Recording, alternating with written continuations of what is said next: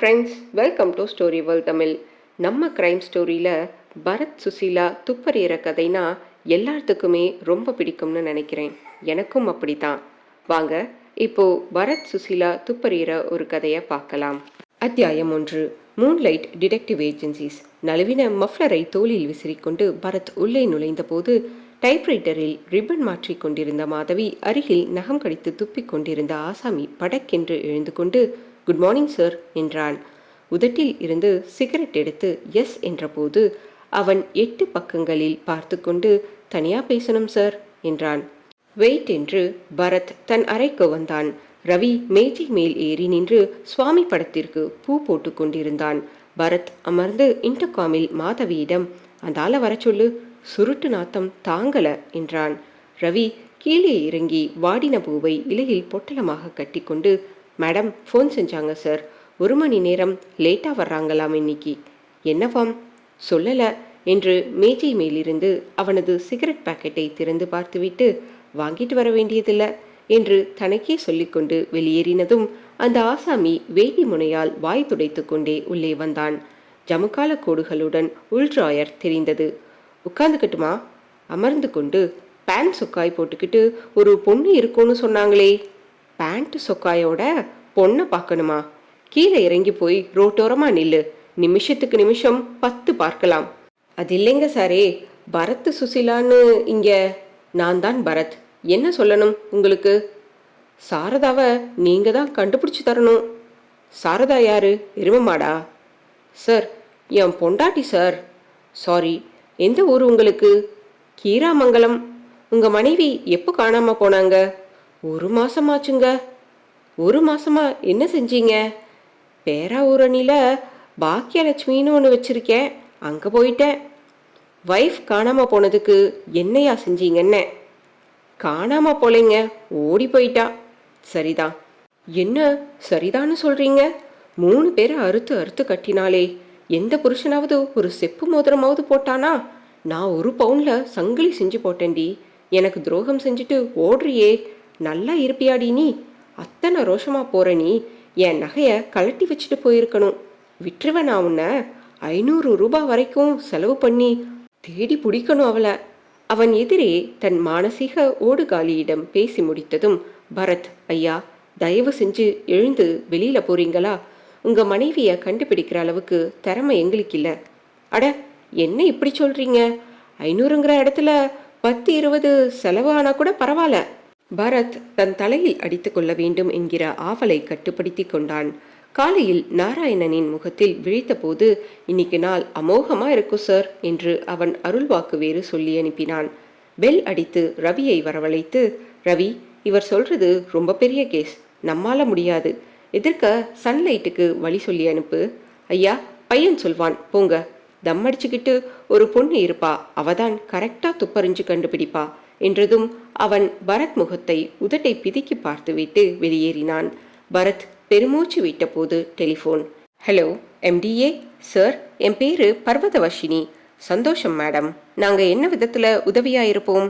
எனக்கு ஒரு விஷயம் கண்டுபிடிச்சு சொல்வீங்களா? அதுக்கு தான் இருக்கோம். யாரை காணோம்? எல்லாரும் இருக்காங்க. இந்த மாதம் கரண்ட் பில் வழக்கத்தை விட 1/2 மடங்கு அதிகமாக வந்திருக்குது. ஒரே மர்மமாக இருக்குது. ஏன் இந்த தடவை இவ்வளவு கரண்ட் பில் வந்துச்சுன்னு கொஞ்சம் நீங்கள். ராங் நம்பர் என்று வைத்த பரத் வீட்டிற்கு போனதும் நாராயணனை உதைப்பது என்று தீர்மானித்தான். சுசீலா வெள்ளை பேண்ட் வெள்ளை டிஷர்ட்டில் உள்ளே நுழையும் போது பரத் ஒரு விசாரணையை வாக்மேன் டேபிள் போட்டு கண்மூடி கேட்டுக்கொண்டிருந்தான். ஏன் லேட்டு சுசி? டயர் பஞ்சராகி காத்து இறங்கிடுச்சு. ஃபோன் செஞ்சினே. தேவராஜோட விசாரணையில் ஒரு பாயிண்ட்டை மிஸ் பண்ணிட்டோம். மேனகா தன் சிஸ்டர்னு சொன்னானே ஒழிய சொந்த சிஸ்டரா இல்லை சிஸ்டர் முறையான்னு சொல்லலை. மேனகா அவனோட சொந்த சிஸ்டர் இல்லைன்னு வச்சு பார்த்தா கேஸ் கிட்டத்தட்ட ஓவர். சுசீலா தன் குளிர் கண்ணாடியை நீக்கிவிட்டு நாற்காலியில் அமர்ந்தபோது சட்டையில் பாயிண்ட் டு பாயிண்ட் நகர்ந்தது. பரத், இவ்வளவு சீக்கிரம் கேஸ முடிக்க வேணாம். ஏன்? சொல்லிக்கிற மாதிரி கைவசம் வேற பெரிய கேஸ் எதுவும் இல்லை. யார் சொன்னது? இன்னைக்கு நான் வந்து உட்கார்ந்ததுமே 2 கேஸை நிராகரிச்சிட்டேன் டியர். ஏன்? 500 ரூபாய் தருவானாம். கேட்டா 10-20 சேர்த்து தருவானாம். ஏற்கனவே 3 பேரை கல்யாணம் பண்ணி பிரிஞ்சு 4வதா இவளை கட்டியிருக்கான். ஓடி போயிட்டாலாம், அவ தேடணுமாம். இது தேவல. கரண்ட் பில் ஏன் அதிகமாச்சுன்னு கண்டுபிடிக்க சொல்றா ஒருத்தி. போற போக்க பார்த்தா என் பனியனை காணும், பேனா மூடிய காணும்னு வந்துடுவாங்க போல. ரவி உள்ளே வந்து, சார், ஒரு பெரியவர் வந்திருக்காரு. அத்தியாயம் 2. அந்த பெரியவர் குளிரே இல்லாத காலத்தில் எதற்காக பட்டனுக்கு பட்டன் பிதுக்கும் தன் பேரனின் ஸ்வெட்டரை பிடிவாதமாக அணிந்திருந்தார் என்பது தெரியவில்லை. பீரங்கி மூக்கில் பொடிக்கரை இருக்க, நான் சொல்லல என்பது போல் பரத் சுசீலாவை பார்த்தான். பெரியவர் ஜவுளிக்கடை மஞ்சள் பையை மேஜை மேல் வைத்துவிட்டு அமைதியோ மன்னிப்போ கேட்காமல் தன் சுண்டு விரலால் காது குடைய ஆரம்பித்து விட்டார். இதை நீங்க உங்க வீட்டில் சாவகாசமா செய்யலாம் சார். எங்களுக்கு நிறைய வேலை இருக்கு. சார், என் பேரு பொன்னுச்சாமி. எனக்கு கர்நாடகால ஒரு கிராமம், முந்திரி தோப்பு, நிலப்புலன்கள் எல்லாம் இருக்கு. சின்ன வயசுல நான் வேட்டை பிரியன். 2 புலி, ஒரு சிறுத்தைய தனியாளா நின்று சுற்றிக்கேன். அப்போ அதெல்லாம் தூங்கிட்டு இருந்துச்சுங்களா? பெரியவர், போடா சின்ன பையா என்கிற பொருள் வரும்படி ஒரு சிரிப்பு சிரித்து தன் ஸ்வெட்டரையும் சட்டையையும் சேர்த்து உயர்த்தி காட்ட, முருகனுக்கு பால் குடம் எடுக்கும் பக்தன் உடம்பில் பட்டை பட்டையாக விபூதி பூசிக்கொள்வானே, அதுபோல அங்கங்கே வரி வரியாய் தழும்புகள் இருந்தன. மூடுங்க சார், பார்க்கவே பயமா இருக்கு. வேட்டைக்கு போகாதன்னு உங்க அம்மா போட்ட சூட்டு தழும்பா இது? வேட்டைக்கு வராதேன்னு புலிகள் கீறினது. சரி, அப்புறம் உங்களுக்கு பேய் பிசாசு இதுல நம்பிக்கை உண்டா? அந்த மாதிரி படங்களை செகண்ட் ஷோல பார்த்துட்டு வீடு திரும்புற சமயங்கள்ல மட்டும்தான். மற்றபடி நேரடியான அனுபவங்கள் உண்டா? எந்த கேஸையும் எடுத்துக்கிட்டு பேய் எங்ககிட்ட வந்ததில்ல. நாங்களும் எந்த கேஸ் சம்பந்தமாவும் ஒரு பேய விசாரிச்சதா நினைவில்லை. ஏன் சுசி, விசாரிச்சிருக்கோமா? பெரியவர் மீண்டும் அனுமதியின்றி காதுக்குள் சுண்டு விரலை நுழைத்து கொண்டே இவர்களை பார்த்தார். எனக்கு ஒரே பொண்ணு சார். கூட்டிட்டு வரலீங்களா? கல்யாணமாகி 15 வருஷமாச்சு. மணிமணியா 2 பசங்க. ஒருத்தன் 7வது படிக்கிறான், இன்னொருத்தன் 5வது படிக்கிறான். மெட்ராஸ்ல கொஞ்சம் அவுட்டர்ல ஃபார்ம் ஹவுஸ் இருக்கு, அங்கதான் எல்லாருமா இருக்காங்க. மாப்பிள்ளை கிட்டத்தட்ட 20 கம்பெனிகள்ல பார்ட்னர். மாப்பிள்ளை மெட்ராஸ்ல மாசத்துக்கு 4 நாள் இருந்தா அபூர்வம். பெரியவர் மீண்டும் தன் சுண்டு விரலை காதுக்கு உயர்த்த போன போது அவர் கையை கப் என்று பிடித்த பரத், இப்ப நாங்க என்ன செய்யணும்னு சொல்லிட்டு அப்புறமா காதை கவனிக்கலாம். என் பொண்ணு வேணுகோபால்னு ஒருத்தனை காதலிச்சா. தப்பாச்சே, 2 பையங்க பிறந்ததுக்கு அப்புறமா? நான்சென்ஸ். தன் கல்யாணத்துக்கு முன்னால. அது தப்பில்ல. உங்க மாப்பிள்ளை அந்த வேணுகோபால் கிடையாது. கரெக்ட். இவர் பெயர் ஜோதிராமன். வேணுகோபாலை காதலிச்ச என் பொண்ணு சில காரணங்களால அவனை கல்யாணம் செய்துக்கல. வேணுகோபால் தூக்கு மாட்டி செத்து போயிட்டான். என் தற்கொலைக்கு இன்னார் காரணம்னு அபத்தமா எதுவும் எழுதி வைக்கல. நல்ல வேலையா? சரி, முந்தா நாள் என் பொண்ணு எனக்கு ஃபோன் செஞ்சா. உடனே புறப்பட்டு வர சொன்னா. பதறிக்கிட்டு வந்து பார்த்தேன். என் பொண்ணு ஜுரம் வந்து படுத்திருக்கா. மாப்பிள்ளை வேற ஊர்ல இல்ல. நியாயமா அவங்க டாக்டருக்கு தான் ஃபோன் செஞ்சிருக்கணும். ஜோக்கடிக்காம கேளுங்க சார். என் பொண்ணுக்கு ஏன் ஜுரம் வந்துச்சுன்னு தெரியுமா? மலையில நனைஞ்சு அச்சுன்னு தும்மினாங்களா? இல்ல, ஒரு குரலை ஃபோன்ல கேட்டிருக்கா. அதாவது 15 வருஷத்துக்கு முன்னாடி செத்து போன வேணுகோபாலோட குரல். என்னங்க இது, காமிக்ஸ் கதை சொல்றீங்க? வேற எவனோ ஃபோன்ல விளையாடி இருப்பான். அது வேணுகோபாலோட குரல் தான்னு அவ அடிச்சு சொல்றாளே. என்ன பேசினானாம்? சௌக்கியமா தேவின்னு கேட்டிருக்கான். தேவி யாரு? அதாங்க என் பொண்ணு. என்ன நினைவிருக்கான்னு கேட்டானாம். திரும்பி வந்திருக்கேன் தீர்ப்பை தர்றதுக்காகன்னு சவால் மாதிரி பேசிட்டு சிரிச்சிட்டு வச்சிட்டானாம். கொஞ்சம் இருங்க என்று பரத் மேஜையை தாண்டி அவரின் 2 கால்களையும் எட்டி பார்த்து, நீங்க மனுஷன்தானே? இந்த வேப்பில் அடிக்கிறது, தகடு மந்திரிக்கிறது, அந்த மாதிரி காரியங்கள் நமக்கு பழக்கமில்லை சார். என்கிட்ட என்ன எதிர்பார்க்குறீங்க? அது ஆவியா இல்ல ஆசாமியான்னு கண்டுபிடிக்கணும். தேவி ரொம்ப பயந்து கிடக்குறா. வேணுவோட குரல்தான்னு ரொம்ப உறுதியா சொல்றா அவ. ஆவி டெலிஃபோன் பூத்துக்கெல்லாம் போகுதுன்னு வச்சுக்கலாம். 1 ரூபா சில்லறெல்லாம் வச்சிருக்குமா? இல்லைன்னா கடைகள்ல மாத்திக்குமா? தேவி இப்ப இருக்கிற இடம், ஃபோன் நம்பர் எல்லாம் எப்படி கிடைச்சிருக்கும்? சிரிப்பு தான் வருது என்றாள் சுசீலா. சுசி, சார் எவ்வளவு சோகத்தில் இருக்காரு. உனக்கு விளையாட்டா இருக்கா? சார் வாங்க, முதல்ல தேவியை தரிசனம் செய்யலாம், விசாரிக்கலாம். அவங்க நிஜமாவே போன்ல வேணு குரல் தான் கேட்டாங்களான்னு தெரிஞ்சுக்கலாம். அதுக்கப்புறம் முடிவு செய்யலாம். பரத் எழுந்து தன் கார் சாவியை எடுத்துக்கொள்ள, நான் கார்ல வந்திருக்கேன், அதிலேயே போயிடலாம், திரும்ப உங்களை டிராப் பண்ண சொல்றேன் என்றார் பொன்னுசாமி. டேப் ரெக்கார்டர் எடுத்து கைப்பைக்குள் வைத்துக்கொண்டு புறப்பட்டாள் சுசீலா. மூவருமாக கட்டிடத்தின் பேஸ்மெண்டில் அவரின் அம்பாசிடர் காரை நோக்கி நடக்கும்போது, நான் மட்டும் போனா போதாது என்றான் பரத். அந்த தேவியை நான் ஒரு தடவை பார்த்துடுறேன், அதுக்கப்புறம் நீங்க மட்டும் டீல் பண்ணினா போதுமானு முடிவு செய்யறேன். ச்சே, அடிப்படை நம்பிக்கை வேணும் சுசி வாழ்க்கையில. 2 பிள்ளைங்க பெத்தவளையா நான் சைட் அடிப்பேன்? என் இளமைக்கு இன்சல்ட். பொன்னுசாமி டிரைவிங் சீட்டின் கதவை திறக்க, காரின் ஸ்டியரிங்கில் ஒரு மடக்கின சீட் செருகப்பட்டிருந்தது. அவசரமாக அதை எடுத்து பிரித்து பார்த்தார். அதில், அனாவசிய முயற்சிகள் வேண்டாம், என் நோக்கங்கள் நிறைவேறின பிறகுதான் விலகுவேன், வேணுகோபால். பரத்திற்கு அந்த சீட்டை படித்தவுடன் இந்த விவகாரத்தில் ஒரு சுவாரஸ்யம் ஏற்பட்டுவிட்டது. இது வேணுகோபால் கையெழுத்து தானா என்றாள் சுசீலா. அப்படித்தான் நினைக்கிறேன், தேவி கரெக்டா சொல்லிடுவா. எப்படி வந்தா நீங்க? ஆவிதானே உங்க பக்கத்துல உட்கார்ந்து வந்திருக்கும் என்ற பரத், சாரி, நோ ஜோக்ஸ், புறப்படலாம் என்றான். அத்தியாயம் 3. மீனம்பாக்கம் அருகில் முக்கிய சாலையில் இருந்து வெட்டி கொண்டு பயணித்து அந்த பண்ணை பங்களாவுக்கு வந்ததும் திடீரென்று கொடைக்கானல் போல உணர முடிந்தது. தென்னை மரங்களும் மாமரங்களும் அந்த பங்களாவை சூழ்ந்திருந்தன. பங்களா சற்று விஸ்தீரணமாகவே இருந்தது. ஒரு மாருதி நின்று கொண்டிருந்தது. தோட்டக்காரன் ஒரு நாயுடன் விளையாடி கொண்டிருந்தான். காரை பொன்னுசாமி நிறுத்தி இறங்கினதும் க்ளோஸாக கிராப் வெட்டின சட்டையை இன் செய்திருந்த ஆசாமி வந்து, சார், ரொம்ப நேரமா மேடம் உங்களை தேடுறாங்க என்றான். பொன்னுசாமி அதற்கு பதில் சொல்லாமல் பரத்திடம், மேனேஜர் நவநீத கிருஷ்ணன் என்றார். பரத் அந்த ஹாலின் ஆடம்பரத்தை, சாண்டிலியர்களை கவனித்தான். படிகளுக்கு வெல்வெட் விரிப்பு போடப்பட்டிருந்தது. பித்தளை பூக்கிண்ணங்களை தினம் பளபளப்பாக துடைப்பார்கள் என்று தெரிந்தது. வாங்க என்று மாடிக்கு நடந்து கொண்டே, மேனேஜர் காஃபி அனுப்பி வைங்க என்றார். மாடி அறையில் கட்டிலில் சோர்வாக சாய்ந்திருந்த தேவியை 2 பிள்ளைகள் பெற்றவள் என்று நம்ப சிரமமாக இருந்தது. சாத்தின் வகையில் ஒரு கவுன் அணிந்து முகத்தில் கவலை அணிந்திருந்தாள். வசதியான ஆசனங்களில் இவர்கள் அமர்ந்ததும் பொன்னுசாமி அறிமுகப்படுத்தி வைத்த போது அபிநயமாக கை குவித்தது சற்று செயற்கையாக இருந்தது. அப்பா சொன்னாரா? போன்ல கேட்டதிலிருந்து எனக்கு தூக்கமே இல்லை. என்னைக்கு கேட்டீங்க மேடம்? முந்தா நாள் சாயங்காலம். கரெக்டா என்ன பேசினான்னு நினைவிருக்குதா? சௌக்கியமா தேவி? என்ன நினைவிருக்குதான்னு கேட்டான்.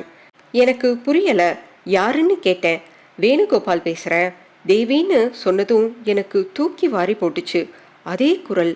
2 வருஷம் பழகினவனாச்சே, மறக்க முடியுமா? சரி, வேற என்ன சொன்னான்? திரும்பி வந்திருக்கேன் தேவி, உங்களுக்கெல்லாம் தீர்ப்பு தர்றதுக்காகன்னு சொன்னான். தயாரா இருன்னு சொல்லி வச்சிட்டான். இந்த லெட்டரை பாருங்க. காரின் ஸ்டியரிங்கில் செருகியிருந்த கடிதத்தை அவளிடம் காட்டினான் பரத். இது வேணுகோபால் கையெழுத்து தானா? தேவி அந்த சீட்டை பார்த்ததுமே உடனே தன் நெஞ்சை பிடித்து கொண்டாள். இது வேணுவோட கையெழுத்து தான். எனக்கு பயமா இருக்கு. பதறாதீங்க மேடம், முதல்ல சில கேள்விகளுக்கு பதில் சொல்லுங்க. சொல்றேன். சுசீலா டேப் ரெக்கார்டரை ஆன் செய்தாள். வேணுகோபால் இருந்தாச்சு இல்லையா? அதான் சொன்னீனே, தூக்குல தொங்கி அப்போ பேப்பர்ல எல்லாம் வந்துச்சு என்றார் பொன்னுசாமி. வேணுகோபால் யாரு? அவன் என்ன செஞ்சிட்டு இருந்தான்? பெங்களூர்ல ஒரு பிரைவேட் சிட் ஃபண்ட்ல வேலை பார்த்தார். தன் கம்பெனியில ஃபிக்ஸட் டெபாசிட் போட சொல்லி எங்க அப்பா கிட்ட கன்வின்ஸ் பண்றதுக்காக பல தடவை வீட்டுக்கு வந்திருக்கான். அப்போதான் எங்களுக்குள்ள பழக்கம் ஆரம்பிச்சிச்சு. சரி, 2 பேரும் தீவிரமா காதலிச்சிங்களா? ஆமா. எங்க அப்பாவுக்கு தெரிய வந்தப்ப அவர் எல்லா அப்பாக்களையும் மாதிரியே அந்தஸ்த காரணம் காட்டி காதலை எதிர்த்தார். என்ன அடிச்சாரு, இன்னொரு சதியும் செஞ்சாரு. அதையும் நானே சொல்றேன் என்ற பொன்னுசாமி, என் பொண்ணு அந்த வேணுகோபால மறக்கணுங்கிறதுக்காக இவன் ஆபீஸ் பணத்தை வேற ஒருத்தனை விட்டு கையாடி இவன் வீட்டுல வைக்க ஏற்பாடு செஞ்சேன். போலீஸ் இவனை திருடிட்டதா கருதி பிடிச்சு வழக்கு போட்டுச்சு. உன் காதலன் யோக்கியதைய பாத்தியான்னு நான் இவகிட்ட கேட்க நம்பிட்டா. ஜெயில இருந்த வேணுவை போய் பார்த்துட்டு, இவ்வளவு கேவலமானவனா நீங்கன்னு திட்டிட்டு என்ன மறந்துடுங்கன்னு சொல்லிட்டு வந்துட்டா. அதில் அந்த வேணு மனசுடைஞ்சு போயிட்டான். ஜெயிலுக்கு போன அவமானமும் சேர்ந்து ஜெயில விட்டு வந்ததும் தூக்கு மாட்டி செத்து போயிட்டான். இதுதான் நடந்துச்சு. வேணுகோபாலோட குடும்ப பின்னணி என்ன? அவனுக்கு அப்பா இல்ல, அம்மா மட்டும்தான். ஒரு தம்பி உண்டு. இவன் தூக்கு மாட்டி செத்தப்புறம் அந்த குடும்பம் பெங்களூரை விட்டு போயிடுச்சு. இப்ப எங்க இருக்காங்கன்னு தெரியல. ஐசி மேடம், 15 வருஷத்துக்கு அப்புறம் ஒரு செத்து போன ஆசாமி பழிவாங்க வந்திருக்கான்னு எப்படி நம்புறதுன்னு புரியல. ஃபோன்ல பேசினது, சீட்டு எழுதினது எல்லாம் ஆவின்னு நினைச்சு கூட பார்க்க முடியல. இது யாரோ நடத்துற விளையாட்டா இருக்கலாம். உங்க புருஷன் ஜோதிராமன் எங்க இருக்கார் இப்போ? பாம்பேல இருக்கார். இன்னும் 2 நாள்ல வந்துடுவார். வர சொல்லி நான் ஃபோன்ல சொல்லி இருக்கேன். வேணுகோபால நீங்க காதலிச்ச விவகாரம் உங்க புருஷனுக்கு தெரியுமா? ரொம்ப நாள் கழிச்சு தான் சொன்னேன். தெரியும். வேணுகோபால் எழுதின லெட்டர்ஸ் ஏதாச்சும் இருக்கா? அதெல்லாம் என் கல்யாணத்துக்கு முன்னாடியே எரிச்சிட்டேன். சரி, வேணுகோபாலோட ஃபோட்டோ ஏதாவது? ம் 15 வருஷத்துல நான் சுத்தமா மறந்து கூட போயிட்டேன் அவனை. இந்த வீட்டில் யார் யார் இருக்கீங்க? நான், அவர், என் 2 குழந்தைங்க, அப்புறம் என் கணவரோட தம்பி மூர்த்தி இருக்கார். எங்கே அவர்? என்ன செய்கிறாரு? மெட்ராஸில் ரப்பர் பெல்ஸ் தயாரிக்கிற கம்பெனி ஒன்று இருக்கு. அதை மேனேஜ்மெண்ட் பார்த்துக்கிறாரு. இப்போ ஆஃபீஸ் போயிருக்காரு. அவருக்கு இந்த ஃபோன் குரல் சமாச்சாரம் தெரியுமா? தெரியும். யாரோ ஃபூல் பண்ணுறாங்கன்னு சிரிச்சிட்டு போயிட்டாரு. பிள்ளைங்க எங்க? ஸ்கூலுக்கு போயிருக்காங்க. பரத் சற்று அமைதியாக இருந்துவிட்டு, ஆவி அது இதுன்னு மனசு குழப்பிக்க வேண்டாம், பார்க்கலாம். இந்த சீட்டு என்கிட்ட இருக்கட்டும். மறுபடி ஃபோன் எதுவும் வந்தா சொல்லுங்க. அவசியப்பட்டா போலீஸ் ப்ரொடெக்ஷன் வாங்கிக்கலாம். இப்போதைக்கு தேவையில்லை. You need rest. புலி சிறுத்தையே சுட்டு கொண்டிருக்காரு உங்கப்பா. அவர் பக்கத்துல இருக்கிறப்போ ஏன் பயப்படுறீங்க என்று எழுந்து கொண்டான். மறுபடி பிறகு வருவதாக சொல்லி படிகளில் இறங்க பொன்னுசாமி மேனேஜரை அழைத்தார். இவங்க ஆஃபீஸில் ட்ராப் பண்ணிட்டு வந்துடு. மேனேஜர் அமைதியாக காரை ஓட்டினான். நவநீத கிருஷ்ணன், எத்தனை வருஷமா இங்கே வேலை பார்க்குறீங்க என்றான் பரத். 3 வருஷமா சார். முதலாளி அம்மாவுக்கு ஏன் ஜுரம்னு தெரியுமா? தெரியும் சார், சொன்னாரு அவங்க அப்பா. ஏதோ ஆவி மிரட்டுறதா சொன்னார். நான் சிரிப்பை அடக்கிட்டேன். ஆவியாவது பூதமாவது பெரிய இடத்துல வெள்ளக்காக்கா பறக்குதுன்னு சொன்னா கூட ஜால்ரா போடணும். அப்பதான் நம்ம வேலை தங்கும். பின்ன நீங்களே பாருங்களேன், ஆவியாம் ஃபோன் பேசிச்சாம். அதுக்காக பிரைவேட் டிடெக்டிவை வரவழைக்கிறாங்களாம். பெதத்தலா இல்ல? ஆமாம், பெதத்தலா தான் இருக்கு என்றான் பரத். அத்தியாயம் 4. ராகவன் தன் அலுவலகம் முடிந்து ஸ்கூட்டரில் புறப்பட்டான். மனோகர் புதிய ஜாமெண்ட்ரி பாக்ஸ் கேட்டது நினைவுக்கு வந்தது. வழியில் அந்த கடையில் நிறுத்தி வாங்கி கொண்ட போது அங்கே வெளிநாட்டு ஸ்டாம்புகள் அட்டையில் விற்பனைக்கு தொங்கவிடப்பட்டிருந்தன. மனோகருக்கு ஸ்டாம்ப் கலெக்ஷன் என்பது மிகவும் பிடித்தமான ஒன்று. 2 பெரிய நோட்டுகள் முழுவதும் ஒட்டி வைத்திருக்கிறான். தேசம் வாரியாக 9வது படிக்கும் பையன் போலவா பேசுகிறான்? டாடி, கம்ப்யூட்டரைசேஷன் இன் இந்தியா ஒரு அவசரமான வளர்ச்சியோன்னு எனக்கு படுது. ஏன் மனோ? இப்போ நான் 9th படிக்கிறேன். என் கையில் பிஎஸ்சி புத்தகம் கொடுத்து படிக்க சொல்றது நியாயமா? என் கெப்பாசிட்டிக்கு மீறின விஷயம் இல்லையா இது? அது மாதிரி இந்தியா இந்த அசுரத்தனமான விஞ்ஞான வளர்ச்சிக்கு இன்னும் தயாரா இல்லையோன்னு படுது. ராகவனுக்கு பெருமையாக இருக்கும். பல சமயம் தன் மகனோடு சமமாக விவாதிக்க முடியாமல் திணறி இருக்கிறான். நிர்மலாயிருந்து தன் மகனின் அறிவார்ந்த பேச்சுக்களை கேட்டால் எவ்வளவு சந்தோஷப்படுவாள் என்று அடிக்கடி நினைத்து விழிகளை நனைத்து கொள்வதுண்டு. மனோகர் எது கேட்டாலும் நோ சொல்வதே இல்லை. நோ சொல்லும்படியாக அவனும் அனாவசியமாக எதையும் கேட்பதில்லை. ராகவன் அந்த ஸ்டாம்ப் அட்டை ஒன்றும் வாங்கி கொண்டு தன் வீட்டிற்கு திரும்பி ஸ்கூட்டரை நிறுத்தினான். வீட்டின் வெளிவாசல் பூட்டியே இருந்தது. மனோகருக்கு 4:30க்கெல்லாம் பள்ளி முடிகிறது. ராகவன் வீட்டிற்கு வருவதற்குள் அவன் வந்து பால் காய்ச்சி வைத்து காலை ரசத்தை கொதிக்க வைத்து இறக்கிவிட்டு படித்து கொண்டிருப்பான் வழக்கமாக. ராகவன் தன்னிடமுள்ள சாவி கொண்டு திறந்து வீட்டுக்குள் வந்து உடை மாற்றி முகம் கழுவி காஃபி போட்டு சாப்பிட்டுவிட்டு காலையில் அவசர அவசரமாக தலைப்புச் செய்திகளை மட்டும் மேய்ந்து விட்டு தூக்கி போட்ட அந்த செய்தித்தாளை எடுத்துக்கொண்டு அமர்ந்தான். மணி 6:30 தாண்டிய போது லேசாக கவலை ஆரம்பித்தது. 2 தினங்கள் முன்னால் இப்படித்தான் ஒரு நாள் தாமதமாக வந்தான். காரணம் கேட்டதற்கு ஸ்பெஷல் கிளாஸ் என்று ஏதோ சொன்னான். போன வாரத்திலும் ஒரு நாள் தாமதமாக வந்தான். இதோ இன்றைக்கும் இதுவரை காணவில்லை. மனோகர் ஏதாவது தப்பான வழியில் செல்கிறானா? சேச்சே, பஸ்ஸில் 10 நிமிட பயணம். அங்கிருந்து இங்கு வர 1000 பஸ்கள் உண்டு. எனவே பஸ் கிடைக்கவில்லை என்று நினைக்க முடியாது. மணி 6:30 ஆனதும் ராகவன் சட்டையை எடுத்து மாட்டிக்கொண்டு அடுத்த தெருவில் வசிக்கும் மனோகரனின் கிளாஸ்மேட் வீட்டிற்கு நடந்தான். அந்த பையன் வந்திருந்தான். மனோகரை பார்த்தியாப்பா? இன்னும் வீட்டுக்கு வரல. எதுவும் ஸ்பெஷல் கிளாஸா இன்னைக்கு? இல்லையே சார், 4:30க்கு ஸ்கூல் விட்டுடுச்சே. எல்லாருமா ஸ்கூல் விட்டு புறப்பட்டோம். எங்க டாடி ஸ்கூட்டர்ல என்னை அழைச்சிட்டு வந்தப்போ மனோகர் பஸ் ஸ்டாப்ல நின்னுக்கிட்டு இருந்தானே, பின் ஏன் இன்னும் வரவில்லை? இந்நேரம் வந்திருப்பான் என்று தன்னையே சமாதானம் செய்து கொண்டு ராகவன் மீண்டும் வீடு திரும்பினான். வீடு பூட்டியபடியே இருந்தது. ஸ்கூல் விட்டதும் வீட்டிற்கு வராமல் யாரோ நண்பன் வீட்டிற்கு போகிறானோ? வரட்டும், இன்றைக்கு கேட்க வேண்டும். ராகவன் பொறுமையின்றி காத்திருக்க 7:15 மணிக்கு மனோகர் வந்தபோது மௌனமாக இருந்தான். மனோகர் ஷூக்களை கலற்றிவிட்டு பின்புறம் போய் முகம் கழுவி விட்டு தன் அப்பா இருப்பதையே அலட்சியம் செய்யாமல் தன் அறைக்கு சென்று கட்டிலில் படுத்து கண்களை மூடிக்கொண்டது சற்று வினோதமாக இருந்தது. டேய் மனோ, இங்க வாடா. அவன் எழுந்து வரவில்லை. கூப்பிடுறது காதல விழல? அதற்கும் வரவில்லை. ராகவன் ஆத்திரமாக எழுந்து அறைக்குள் வந்து, வர வர உனக்கு திமிரு அதிகமாயிடுச்சு. தாயில்லா பிள்ளையாச்சின்னு கொஞ்சம் செல்லம் கொடுத்து வளர்த்தது தப்பா போச்சு. நான் பேசிக்கிட்டே இருக்கேன், நீ என்ன ராஜா மாதிரி படுத்துக்கிட்டு எந்திரா. அவன் தோளை தொட்டு உலுக்கின போது திறந்த அவன் கண்கள் சிவந்திருந்தன. பார்வை தன் அப்பாவை தாண்டி வேறெங்கோ நிலைத்திருந்தது. டேய், என்னடா ஆச்சு? ஏன் ஒரு மாதிரியா பாக்கற? ஜுரம் ஏதும் அடிக்குதா? நெற்றியை தொட்டு பார்த்தான். நார்மலாகத்தான் இருந்தது. மனோகர் பற்களை நெறித்தான் சப்பத்துடன்.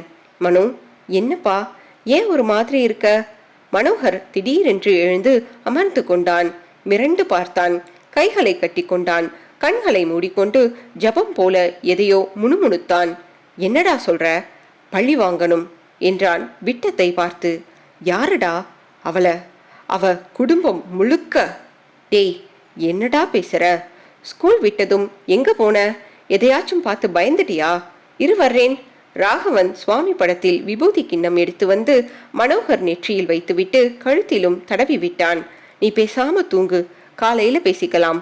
போர்வையை எடுத்து அவனுக்கு போர்த்திவிட மனோகர் வெறியுடன் அந்த போர்வையை விலக்கி தூரமாக எறிந்தான். பழிவாங்கிற வரைக்கும் தூக்கம் கிடையாது. ராகவன் அவன் கன்னத்தில் தட்டி, என்ன பாரு. டேய், என்ன பாருடா. என்ன தெரியுதா? நான் யாருன்னு தெரியுதா இல்லையா? மனோகர் பதில் எதுவும் சொல்லாமல் சிரித்தான். என்னடா சிரிக்கிற? உனக்கு என்னடா ஆச்சு? பயமா இருக்குடா. ஆண்டவனே, நீ யாருன்னு தெரியுதா இல்லையா? தெரியும் என்பதை போல் தலையசைத்தான் மனோகர். யாரு? வேணுகோபால் என்றான் மனோகர். அத்தியாயம் 5. தன் அறையில் இருந்து வெளிப்பட்டான் மூர்த்தி. டைட்டான அரைக்கை சட்டை அணிந்து அதை பேண்டில் இன் செய்யாமல் வெளியே தொங்க விட்டிருந்தான். கையில் அலுவலக சம்பந்தப்பட்ட காகிதங்கள் கொண்ட லெதர் கேஸ் வைத்திருந்தான். பட்டை ஃப்ரேமில் கண்ணாடி அணிந்திருந்தது அவன் வயதை உயர்த்தி காட்டியது. நெற்றியில் விபூதி வைத்திருந்தான். மேனேஜர், என் காரை ரெடி பண்ண சொல்லுங்க என்று குரல் கொடுத்துவிட்டு தேவியின் அறைக்கு வந்து கதவை தட்டிவிட்டு வந்தான். தேவி கட்டிலில் அமர்ந்து ஸ்பூனால் டிஃபன் சாப்பிட்டு கொண்டிருந்தாள். அண்ணி, உடம்பு எப்படி இருக்கு இப்போ? பரவாயில்ல, கொஞ்சம் தெம்பா இருக்கு, ஜுரம் இல்லை. மனசை போட்டு அலட்டிக்காதீங்க. உங்க அப்பா சொல்ற பேச்சை கேட்காதீங்க. பிரைவேட் டிடெக்டிவ் வர வேண்டிய விவகாரமா இது? அனாவசிய குழப்பம் நம்ம வீட்டில் வேண்டாம். உங்களுக்கு வந்த ஃபோன் ஒரு விளையாட்டு. ஆனா குரல் அச்சா வேணுவோட குரலா இருந்துச்சே. 15 வருஷ இடைவெளியில உங்களால இன்னும் அந்த பழைய குரலை நினைவு வச்சுக்க முடியுமா? மறக்க முடியாத குரல் மூர்த்தி. சரி, ஆனா உங்களுக்கு அப்படி தோணினது வெறும் பிரம்மை. அதே கையெழுத்துல ஒரு மெரட்டல் சீட்டு கார்ல செருகி இருந்துச்சே, நேத்து அப்பா எடுத்து காட்டினாரு. எங்கே அது? அத பரத் வச்சிருக்கார். எனக்கு என்னவோ இந்த விஷயத்துல அளவுக்கு அதிகமா முக்கியத்துவம் கொடுக்கறதா படுது. நான் வரேன். மூர்த்தி தேவியின் அறையில் இருந்து வந்து படிகள் இறங்கின போது கூடத்தில் 2 மாந்திரீகர்கள் அமர்ந்து தங்கள் பையில் இருந்து விதவிதமான பொருள்களை எடுத்து வெளியில் வைத்து கொண்டிருக்க, மேனேஜர் என்று கத்தினான் Murthy. What is going on here? Navaneetha Krishnan பவ்யமாக வந்து, சார், ஊர்ல இருந்து வந்திருக்கிற மேடத்தோட அப்பாவோட ஏற்பாடு, ஆவிக்கு சாந்தி செய்ய போறாங்களாம். நான்சென்ஸ், எங்க அவரு? இவங்க கேட்ட பொருளெல்லாம் வாங்க கார் எடுத்துட்டு போயிருக்காரு. Ask them to quit the place. மேடமும் சம்மதிச்சுதான். என்ன இலவியா நடக்குது இந்த வீட்டில்? வெளியில தெரிஞ்சா அவனவன் சிரிப்பான். நான் போறேன். அண்ணா எப்போ வர்றாரு? நாளைக்கு காலையில. மூர்த்தி வெளியே வந்ததும் அவன் காரின் டிரைவர் கதவு திறந்துவிட பின் சீட்டில் அமர்ந்து கொண்டான். புறப்படும் முன் பொன்னுசாமி அம்பாசிடரில் வந்து நிற்க இவனும் நிறுத்த சொல்லி இறங்கினான். ஏமாமா, இது உங்களுக்கே நல்லா இருக்கா? சின்ன மாப்பிள்ளைக்கு என்ன கோபம்? ஆவி விரட்ட ஒரு கும்பலை கொண்டாந்து உட்கார வச்சிருக்கீங்களே. ஆவி விரட்ட இல்ல மாப்பிள்ள, அது யாரும் விரட்ட முடியாது. அதற்கு சாந்தி செய்யணும். விட்டா சாந்தி கல்யாணமே செஞ்சிடுவீங்க போல. திஸ் இஸ் 1989 மாமா. ஆமாம், அதுக்காக ஆவிகள் கிடையாதுன்னு ப்ரூவ் ஆயிடுச்சா என்ன? உண்டுங்கிறதுக்காகத்தானே ஏராளமான சம்பவங்கள் இருக்கு. நமக்கு நல்லா தெரியும், வேணுகோபால் நிறைவேறாத ஆசையோட துர்மரணத்தை சந்திச்சான். அதனால அவன் ஆவி இப்போ விளையாட்டு காமிக்கிறது நியாயம். 15 வருஷமா அது என்ன புளிய மரத்துல தூங்கிட்டு இருந்துச்சா? அட போங்க மாமா, அண்ணனுக்கும் இதெல்லாம் பிடிக்காது. வந்து சத்தம் போட போறாரு பாருங்க. மூர்த்தி தன் காரில் ஏறிக்கொண்டான். நீங்க இந்த காலத்து பிள்ளைங்க நம்ப மாட்டீங்க என்று பொன்னுசாமி வீட்டுக்குள் பையுடன் சென்றார். அத்தியாயம் 6. மனோகர் என்று நர்ஸ் அழைத்தாள். பெஞ்சில் அமர்ந்திருந்த ராகவன் எழுந்து கொண்டு வாடா என்று அருகில் அமர்ந்திருந்த மனோகரை உசுப்ப அவன் யாரையோ போல் அமர்ந்து தன் நகங்களை பார்த்து கொண்டிருந்தான். வாடான்னா அவனை வலுக்கட்டாயமாக இழுத்து கொண்டுதான் டாக்டரின் அறைக்குள் செல்ல வேண்டியிருந்தது. பொம்மை போல நடந்தான். டாக்டர் தன் எம்டி பட்டத்தை ஃப்ரேம் செய்து மாட்டி வைத்திருந்தார். தாராள வழுக்கையோடு சுழல் நாற்காலியில் திரும்பி யாருக்கு என்றார்.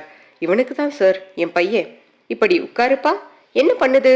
ராகவன் தான் அந்த தனி ஸ்டூலில் தூக்கி உட்கார வைத்தான். சார், இப்ப கொஞ்ச நாளா ஒரு மாதிரியா நடந்துக்கிறான். ஒரு மாதிரினா எப்படி? வெறிச்சு பார்க்கறான். சரியா சாப்பிட மாட்டேங்கிறான். பேசவே மாட்டேங்கிறான்.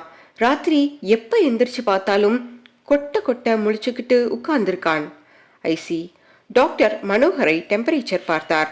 துடிப்பு பார்த்தார். ஸ்டெத் வைத்து மார்பு முதுகு என்று ஒத்தினார். ஜுரம் எதுவும் வந்துச்சா? இல்ல டாக்டர். எதையாச்சும் பார்த்து பயந்துட்டானா? அப்படித்தான் நினைக்கிறேன் டாக்டர். சாதாரணமா இவன் நல்ல இன்டெலிஜென்ட் டாக்டர். எனக்கு ரொம்ப கவலையா இருக்கு. Nothing to worry. என்னப்பா தம்பி, உன் பேர் என்ன? அமைதியாக இருந்தான் மனோகர். டாக்டர் கேட்கிறாருல்ல, சொல்லுடா. விரட்டாதீங்க சார். பொதுவாகவே குழந்தைகளை விரட்டக்கூடாது. அதுலயும் உடல்நிலை சரியில்லாதவங்களை கண்டிப்பா விரட்டக்கூடாது. சொல்லு தம்பி, what is your name? Venugopal என்றான் மனோகர். டாக்டர் பிரிஸ்கிரிப்ஷன் காகிதத்தில் வேணுகோபால் என்று எழுத, இல்ல டாக்டர், இவன் பேரு மனோகர். பின்ன ஏன் வேணுகோபால்னு சொல்றான்?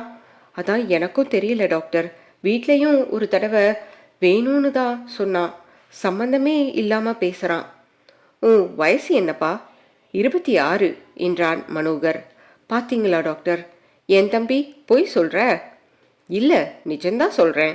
வீட்டில் சம்பந்தமில்லாம ஏதோ பேசினான்னு சொன்னீங்களே, என்ன அது? யாரையோ பழி வாங்கணும் என்றான். அப்படியா தம்பி? ஆமாம். யார பழி வாங்கணும்? அவளை.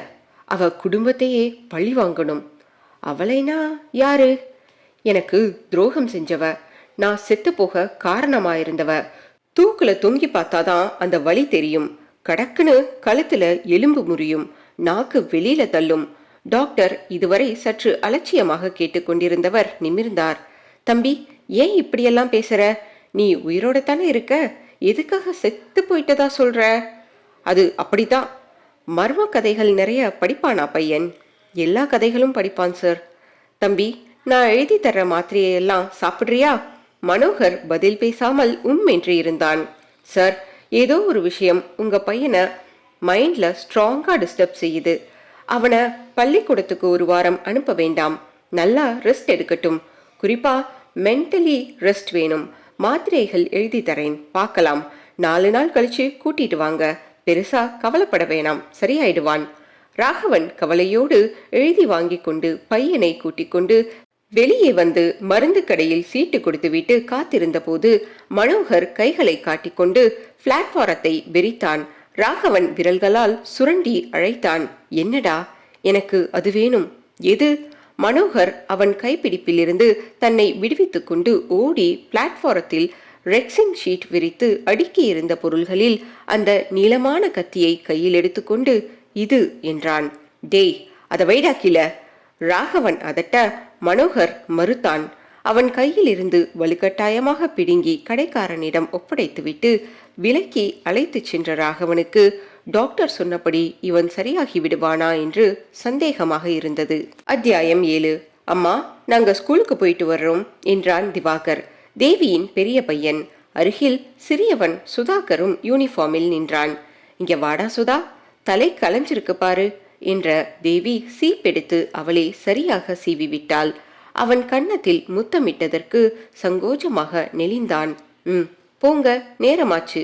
அம்மா, தயங்கினான் திவாகர். என்னடா, நேத்து பழனியப்பன் கிளாஸுக்கு ஒரு எலக்ட்ரிக் கேம் எடுத்துட்டு வந்திருந்தான். பர்மா பஜார்ல அவங்க அப்பா வாங்கி கொடுத்தாராம். 400 ரூபாயாம். எனக்கு ஒன்று வாங்கி தர்றியா? அண்ணனுக்கு வாங்கி தந்தா எனக்கும் ஒன்று வாங்கி தரணும். ஈவினிங் நானே வர்றேன். உங்களை பர்மா பஜார் அழைச்சிட்டு போய் ஆளுக்கு ஒன்று வாங்கி தரேன், ஓகேயா? ஸ்வீட் மம்மி என்றனர் இருவரும். 2 பேரையும் காருக்குள் உட்கார வைத்து டிரைவர் ஸ்டார்ட் செய்ததும் கார் மறையும் வரை பால்கனியில் நின்று பார்த்தாள் தேவி. என்னம்மா தேவி, நான் ஊருக்கு புறப்படட்டுமா?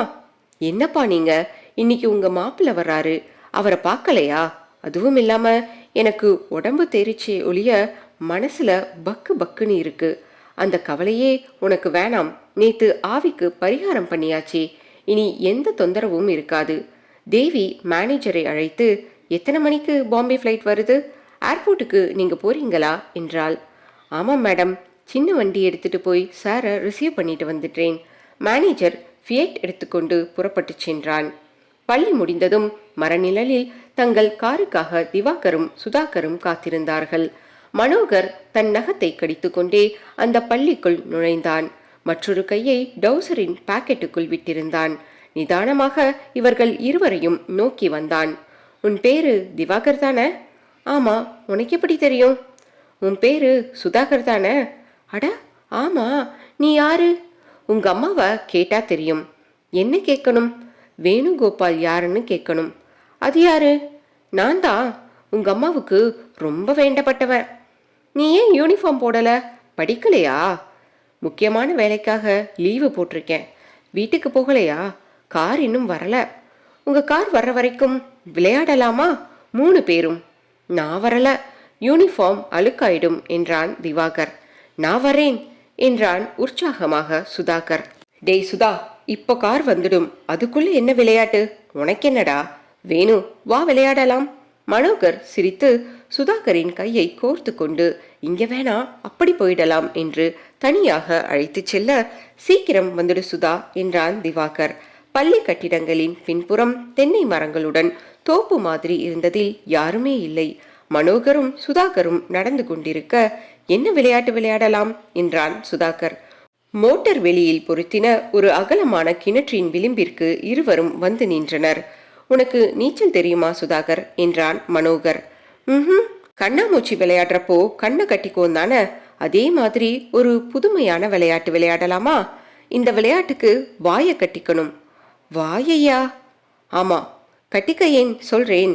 மனோகர் கர்ச்சீஃப் எடுத்து சுதாகரின் வாயை கட்டினான். கட்டிவிட்டு அவன் பாக்கெட்டில் செருகியிருந்த பேனாவை எடுத்து கிணற்றுக்குள் போட்டான். குதிச்சு உன் பேனாவை எடுத்துக்கடா என்று சுதாகரை ஒரே தள்ளாக கிணற்றுக்குள் தள்ளிவிட்டான் மனோகர். வாயை கட்டியிருந்ததால் கத்த முடியாத சுதாகர் தண்ணீர் குடித்து கையை காலை உதறி மேலும் தண்ணீர் குடித்து திணறி ஒரு தரம் அவன் போராட்டத்தை எட்டி பார்த்துவிட்டு வேகமாக விலகி நடந்தான் மனோகர். அத்தியாயம் 8. காரை நிறுத்திவிட்டு டிரைவர் வந்து, பெட்ரோல் போட்டுக்கிட்டு வர்றதுக்கு லேட் ஆயிடுச்சு, நான் லேட்டா வந்தேன்னு அம்மா கிட்ட சொல்லிடாத திவாகர். தம்பி எங்க என்றான். இந்த பக்கம் விளையாட போனான், போய் கூட்டிட்டு வா. திவாகர் போய் 10 நிமிடங்கள் கழித்து திரும்பி வந்தான். தம்பியை காணுமே என்றதும் டிரைவர் மாலை பேப்பரை மடக்கி காருக்குள் வீசிவிட்டு தேட ஆரம்பித்தான் அவனுடன். யாரோட விளையாடினா? புதுசா ஒரு பையன் வந்தா, விளையாட கூட்டிட்டு போனா. சில பேர் ஃபுட்பால் விளையாடினார்கள். அங்கே விசாரிக்க அவர்களுக்கு தெரியாதென்றார்கள், பார்க்கவில்லை என்றார்கள். கிரவுண்டில் வேறு யாரையும் காணோம். தென்னை மரங்கள் இருந்த பகுதியில் அந்த கிணற்றில் தண்ணீர் எடுக்க வந்த தோட்டக்காரன் பரபரப்பாக குரல் கொடுக்க நிறைய பேர் ஓடி வந்தார்கள். டிரைவரும் திவாகரும் அங்கே ஓடினார்கள். அனைவரும் உள்ளே எட்டி பார்க்க சுதாகரின் சின்ன உடல் மிதந்து கொண்டிருந்தது. அடுத்த சில நிமிடங்களில் சிலர் உள்ளே குதித்து அந்த உடலை மேலே எடுத்து வந்து போட்டு உயிரில்லை என்று உணர்ந்தனர். ஏன் வாய் கட்டப்பட்டிருக்கிறது என்று புரியாமல் விழித்தனர். நிமிடங்களில் வீட்டுக்கு போய்விட்ட தலைமை ஆசிரியை திரும்பி வந்தால் போலீஸுக்கு போன் செய்தால் டிரைவர் தயங்கி தயங்கி போனில் தன் வீட்டில் போன் எடுத்த மேனேஜரிடம் செய்தியை தெரிவித்தான். மயக்கம் போட்டு விழுந்த திவாகரை தலைமை ஆசிரியை அறையில் படுக்க வைத்திருந்தார்கள். ஜோதிராமனும் தேவியும் பொன்னுச்சாமியும் விரைந்து வந்தபோது போலீஸ் வந்திருந்தது. மலங்க மலங்க விழித்து கொண்டிருந்த திவாகரை நிறுத்தி நிதானமாக கேள்விகள் கேட்டார் இன்ஸ்பெக்டர் மாரியப்பன். அவரின் கிருதாக்களும் பின்னந்தலையும் மட்டும் நரைத்திருந்தது. கைகளில் பின்னி பின்னி நரம்புகள் ஓடின. அந்த பையன் எப்படி இருந்தான் தம்பி? என் உயரம் இருப்பான். உங்க ஸ்கூல்ல படிக்கிறவனா? இல்ல, யூனிஃபார்ம் போடல. நான் கூட கேட்டேன் படிக்கலையான்னு. அதுக்கு ஒரு முக்கியமான வேலைக்காக லீவு போட்டிருக்கேன்னு சொன்னான். அவனா வந்து உங்ககிட்ட பேசினானா? ஆமா. உன் பேரு திவாகர் தானே? சரியான்னு கேட்டான். தம்பியையும் சுதாகர் தானேன்னு கேட்டான். நீ யாருன்னு கேட்டா உங்க அம்மாவை கேட்டா தெரியும், ரொம்ப வேண்டப்பட்டவன், பேரு வேணுகோபால்னு சொன்னான். கேட்டுக்கொண்டிருந்த தேவியின் கை தன் நெஞ்சை பிடிக்க ஒரு மிரட்சியோடு தன் அப்பாவை பார்த்தாள். அப்புறம் அப்புறம் எங்களை விளையாட கூப்பிட்டான். நான் வரலைன்னுட்டேன். சுதா மட்டும் அவனோட போனான். அதுக்கப்புறம் அவங்கள நான் பார்க்கல. இன்ஸ்பெக்டர் மாரியப்பன் சற்று யோசித்துவிட்டு, அவன் பேண்ட் போட்டிருந்தானா டவுசர் போட்டிருந்தானா என்றார். கருப்பு டவுசர் போட்டிருந்தான். லேசா மீசை இருந்துச்சு. என்ன கலர் சட்டை? கட்டம் கட்டமா போட்ட நீல கலர் சட்டை. கையில என்ன வச்சிருந்தான்? எதுவும் இல்லை. நகத்தை கடிச்சுக்கிட்டே இருந்தான். ஒரு கைய டவுசர் பாக்கெட்டுக்குள்ள விட்டிருந்தான். அவனை பார்த்தா அடையாளம் சொல்வியா? சொல்வனே. தேவி அங்கே கிடைக்கப்பட்ட ஆம்புலன்ஸுக்காக காத்திருந்த தன் மகனின் உடல் அருகில் மண்டியிட்டு அழுது கொண்டிருந்தாள். கை கட்டி கண்கள் கலங்க நின்ற ஜோதிராமன் அருகில் வந்தார் இன்ஸ்பெக்டர். உங்க பையன் கழுத்துல செயின் எதுவும் போட்டிருந்தானா? இல்ல சார். தடுமாறி கிணத்துல விழுந்துட்டதா சொல்ல முடியாது சார். ஏன்னா இது கொலை மாதிரி தெரியுது. உங்க பையன் வாயை கட்டி தள்ளி விட்டுருக்கான். இந்த கர்ச்சீப்பால தான் வாய் கட்டப்பட்டிருக்கு. 6 செலவ மார்க் இருக்கு. இது உங்க வீட்டு கர்ச்சிப்பா? பையன் வச்சிருந்தானா? தேவி பார்த்து சொல்லேன் என்றான் ஜோதிராமன். அவதான் குழந்தைகளை கவனிச்சுக்கிறது. நான் சரியா ஊர்ல இருக்கிறது இல்ல. இன்னைக்கு காலையில தான் பாம்பேல இருந்து வந்தேன். தேவி அந்த கர்ச்சீஃபை பார்த்துவிட்டு மறுத்து தலையசைத்தாள். இது எங்க வீட்டுது இல்ல, வேணுகோபால்னு தன்னை சொல்லியிருக்கானே, அப்படி யாரையாச்சும் பையனை தெரியுமா உங்களுக்கு? சார், நான் சொல்றேன் என்றார் பொன்னுச்சாமி. நான் பையனோட தாத்தா. என் பேரனை கொலை செஞ்சது சின்ன பையன் இல்லை சார். அந்த பையனை நீங்க எங்க தேடினாலும் கிடைக்க மாட்டான். ஏன்னா அவன் செத்து போன வேணுகோபாலோட ஆவி. எனது முகத்தை சுளித்தார் இன்ஸ்பெக்டர் மாரியப்பன். பொன்னுச்சாமி தான் ஊரிலிருந்து போன் செய்து வரவழைக்கப்பட்டதில் ஆரம்பித்து சொல்ல துவங்கினார். அத்தியாயம் 9.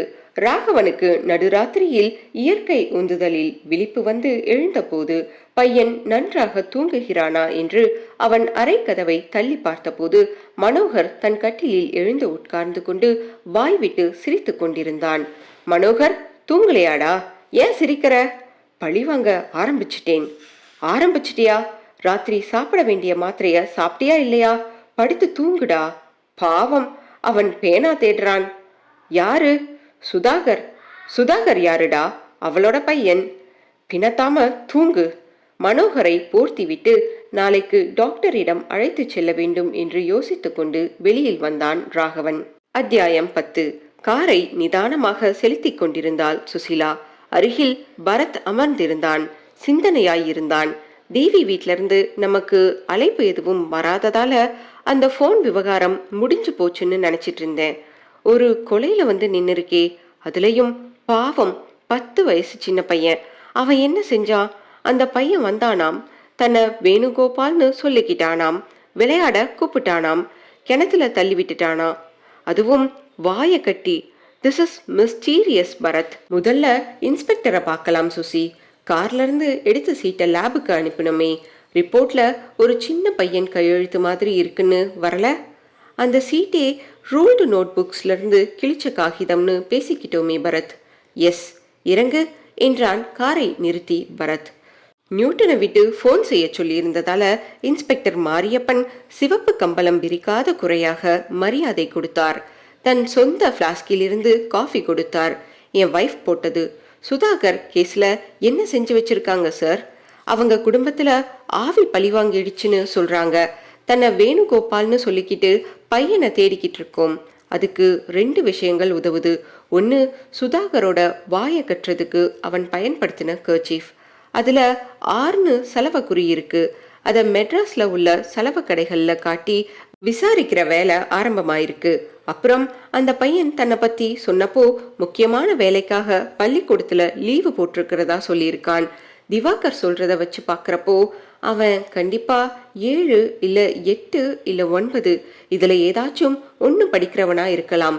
சிட்டியில ஒரு ஸ்கூல் விடாம லீவ்ல இருக்கிற பசங்களோட அட்ரஸ் லிஸ்ட்டை வாங்குறதுக்கு ஏற்பாடு பண்ணியிருக்கேன். மோட்டிவ் புரிஞ்சுக்க முடியல. போஸ்ட்மார்ட்டம் ரிப்போர்ட்ல புது தகவல் எதுவும் இல்லையே. இல்ல, கிணத்துல விழுந்து ஏராளமா தண்ணி குடிச்சு மூச்சு திணறி அதனால தான் மரணம். மாரியப்பன் சார் ஆவி உண்டா இல்லையான்னு எல்லாம் நாம பேச வேணாம். அதை ஒரு பக்கமா வச்சிடலாம். இறந்த பையனோட அம்மாவோட வாழ்க்கை பின்னணியில ஒரு வேணுகோபால் காதல் நிறைவேறாம தற்கொலை செஞ்சிட்டு இருக்கான் சொன்னாங்க தானே? எல்லாம் சொன்னாங்க. சரி, இந்த பையன் தன்னை வேணுகோபால்னு ஏன் சொல்லிக்கணும்? திவாகர் சொல்லி கொடுத்தா சொல்றான் கிடையாதே. இந்த பையனை 2 நாள்ல பிடிச்சிட முடியும்னு நினைக்கிறோம். சுதாகர் பள்ளிக்கூடத்துல வாட்ச்மேன் நீல சட்டை கருப்பு டவுசரோட ஒரு பையன் ஸ்கூலுக்குள்ள போனதையும் பார்த்திருக்கான். ஸ்கூலுக்கு வெளியில போனதையும் பார்த்திருக்கான். அதனால காலில்லாத ஆவி எல்லாம் கிடையாது, நம்பாதீங்க. மனுஷ பையன்தான், விஷம பையன்தான். பிடிச்சதும் கூப்பிடுறேன், வந்து பாருங்க. கேட்டா சொல்லிட போறான் எல்லாத்தையும். பெரிய இடம், ஏராளமான சொத்து, உள்ளுக்குள்ளேயே எவனாச்சும் சூத்திரதாரி இருந்தாலும் இருப்பான். முதல்ல பையனை பிடிக்கலாம். பரத், சுசிலா மேலும் சிறிது நேரம் பேசிக் கொண்டிருந்து விட்டு வெளியேறி தங்கள் காருக்கு வந்தார்கள், புறப்பட்டார்கள். சுசி, இன்ஸ்பெக்டர் சொன்னதை கவனிச்சியா? என்ன பரத்? உள்ளுக்குள்ளேயே சூத்திரதாரி இருக்கலாம். வேணுகோபால் ஃபோன் செஞ்சு மிரட்டினதா சொன்னது தேவி. அந்த மிரட்டலை நீயோ நானோ கேட்டோமா? இல்ல. ஆனா வேணுகோபாலோட எச்சரிக்கை லெட்டர் நம்ம கிட்ட தானே இருக்கு. அது வேணுகோபாலோட கையெழுத்து மாதிரி இருக்குன்னு சொன்னதும் தேவிதான். நாம எந்த வகையிலேயாவது ஒப்பிட்டு பார்த்து உறுதி செஞ்சுக்க முடிஞ்சுதா? அதான் வேணுகோபால் எழுதின லெட்டர்ஸ் எல்லாம் எரிச்சிட்டதா சொன்னாலே. என்ன இது திடீர்னு தேவியை போய் சந்தேகப்படுறீங்க? தன் சொந்த மகனையே கொலை செய்ய ஏற்பாடு செய்வாளா? ஒரு சின்ன பாச மகனை கொல்றதுல என்ன லாபம் இருக்கு அவளுக்கு? ஓ, அப்ப அங்க இடிக்குதோ? இல்ல, நகர்ந்து உட்காருங்க. இங்க உங்க முழங்கைதான் விவஸ்தை இல்லாம இடிக்குது என்றால் சாலையை பார்த்து கவனமாக ஓட்டியபடி. சரி, இப்ப எங்க போகணும் என்று கேட்டாள் சுசி. நியூட்டன் என்றான் பரத். இன்ஸ்பெக்டர் நியூட்டனின் மேஜை மிக சுத்தமாக இருந்தது. ஒரு தடவை வந்தனா இங்க வந்து பார்த்துட்டு டோஸ் விட்டா. அதுல இருந்து படு கிளீன். என்ன செய்யணும் நான்? பரத் அந்த பெங்களூர் விலாசத்தை மேஜை மேல் வைத்தான். 15 வருஷம் முன்னாடி இந்த சிட்ஃபண்ட்ஸ் வேணுகோபால்ங்கிறவன் வேலை பார்த்தான். அவனுக்கு ஒரு அம்மா, ஒரு தம்பி. அவன் தூக்கு மாட்டி தற்கொலை செஞ்சுக்கிட்டான். Love failure.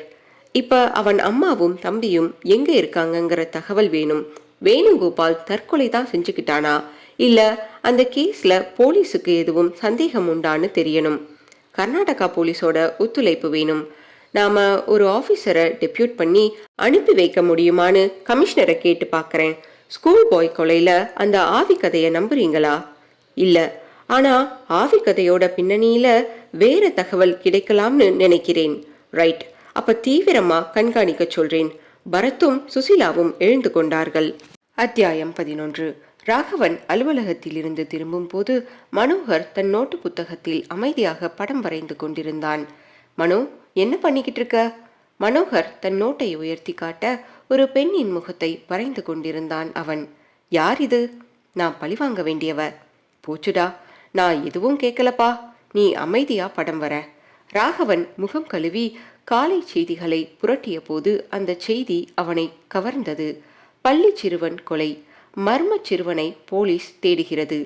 வர்த்தக பிரமுகர் ஜோதிராமனின் இரண்டாவது மகன் சுதாகர் 5ஆம் வகுப்பு படிக்கும் மாணவன். அவன் அண்ணன் திவாகர். நிகழ்ச்சி தினத்தன்று இருவரும் தங்களை அழைத்துச் செல்ல வரும் காருக்காக காத்திருந்த நேரத்தில் நீல நிறத்தில் கட்டம் போட்ட சட்டையணிந்த கருப்பு டவுசர் அணிந்த ஒரு மர்மமான சிறுவன் தன்னை வேணுகோபால் என்று அறிமுகப்படுத்தி கொண்டு அவர்களை அழைத்து விளையாட கூப்பிட்டிருக்கிறான்.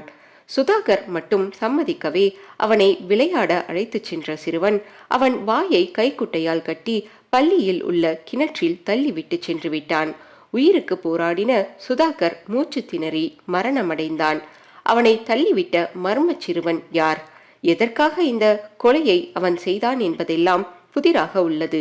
போலீசார் அவன் உபயோகித்த கைக்குட்டையில் ஆர் என்ற இனிஷியல் இருப்பதாகவும் அதை வைத்து தீவிரமான விசாரணையில் இறங்கியிருப்பதாகவும் தெரிவித்தனர். படித்து முடித்த ராகவன் வியர்த்து போனான். நேற்று நீல நிற கட்டம் போட்ட சட்டையும் கருப்பு டவுசரும் தான் மனோகர் அணிந்திருந்தான்.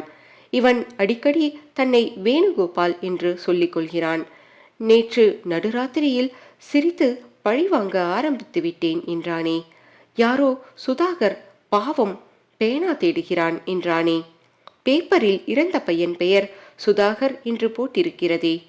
இவனா இதில் குறிப்பிட்டுள்ள மர்ம சிறுவன்? என் மனோகரனா? ஆண்டவா, இவன் எதற்காக சம்பந்தமில்லாமல் ஒரு கொலையை செய்ய வேண்டும்? என்ன ஆயிற்று இவனுக்கு?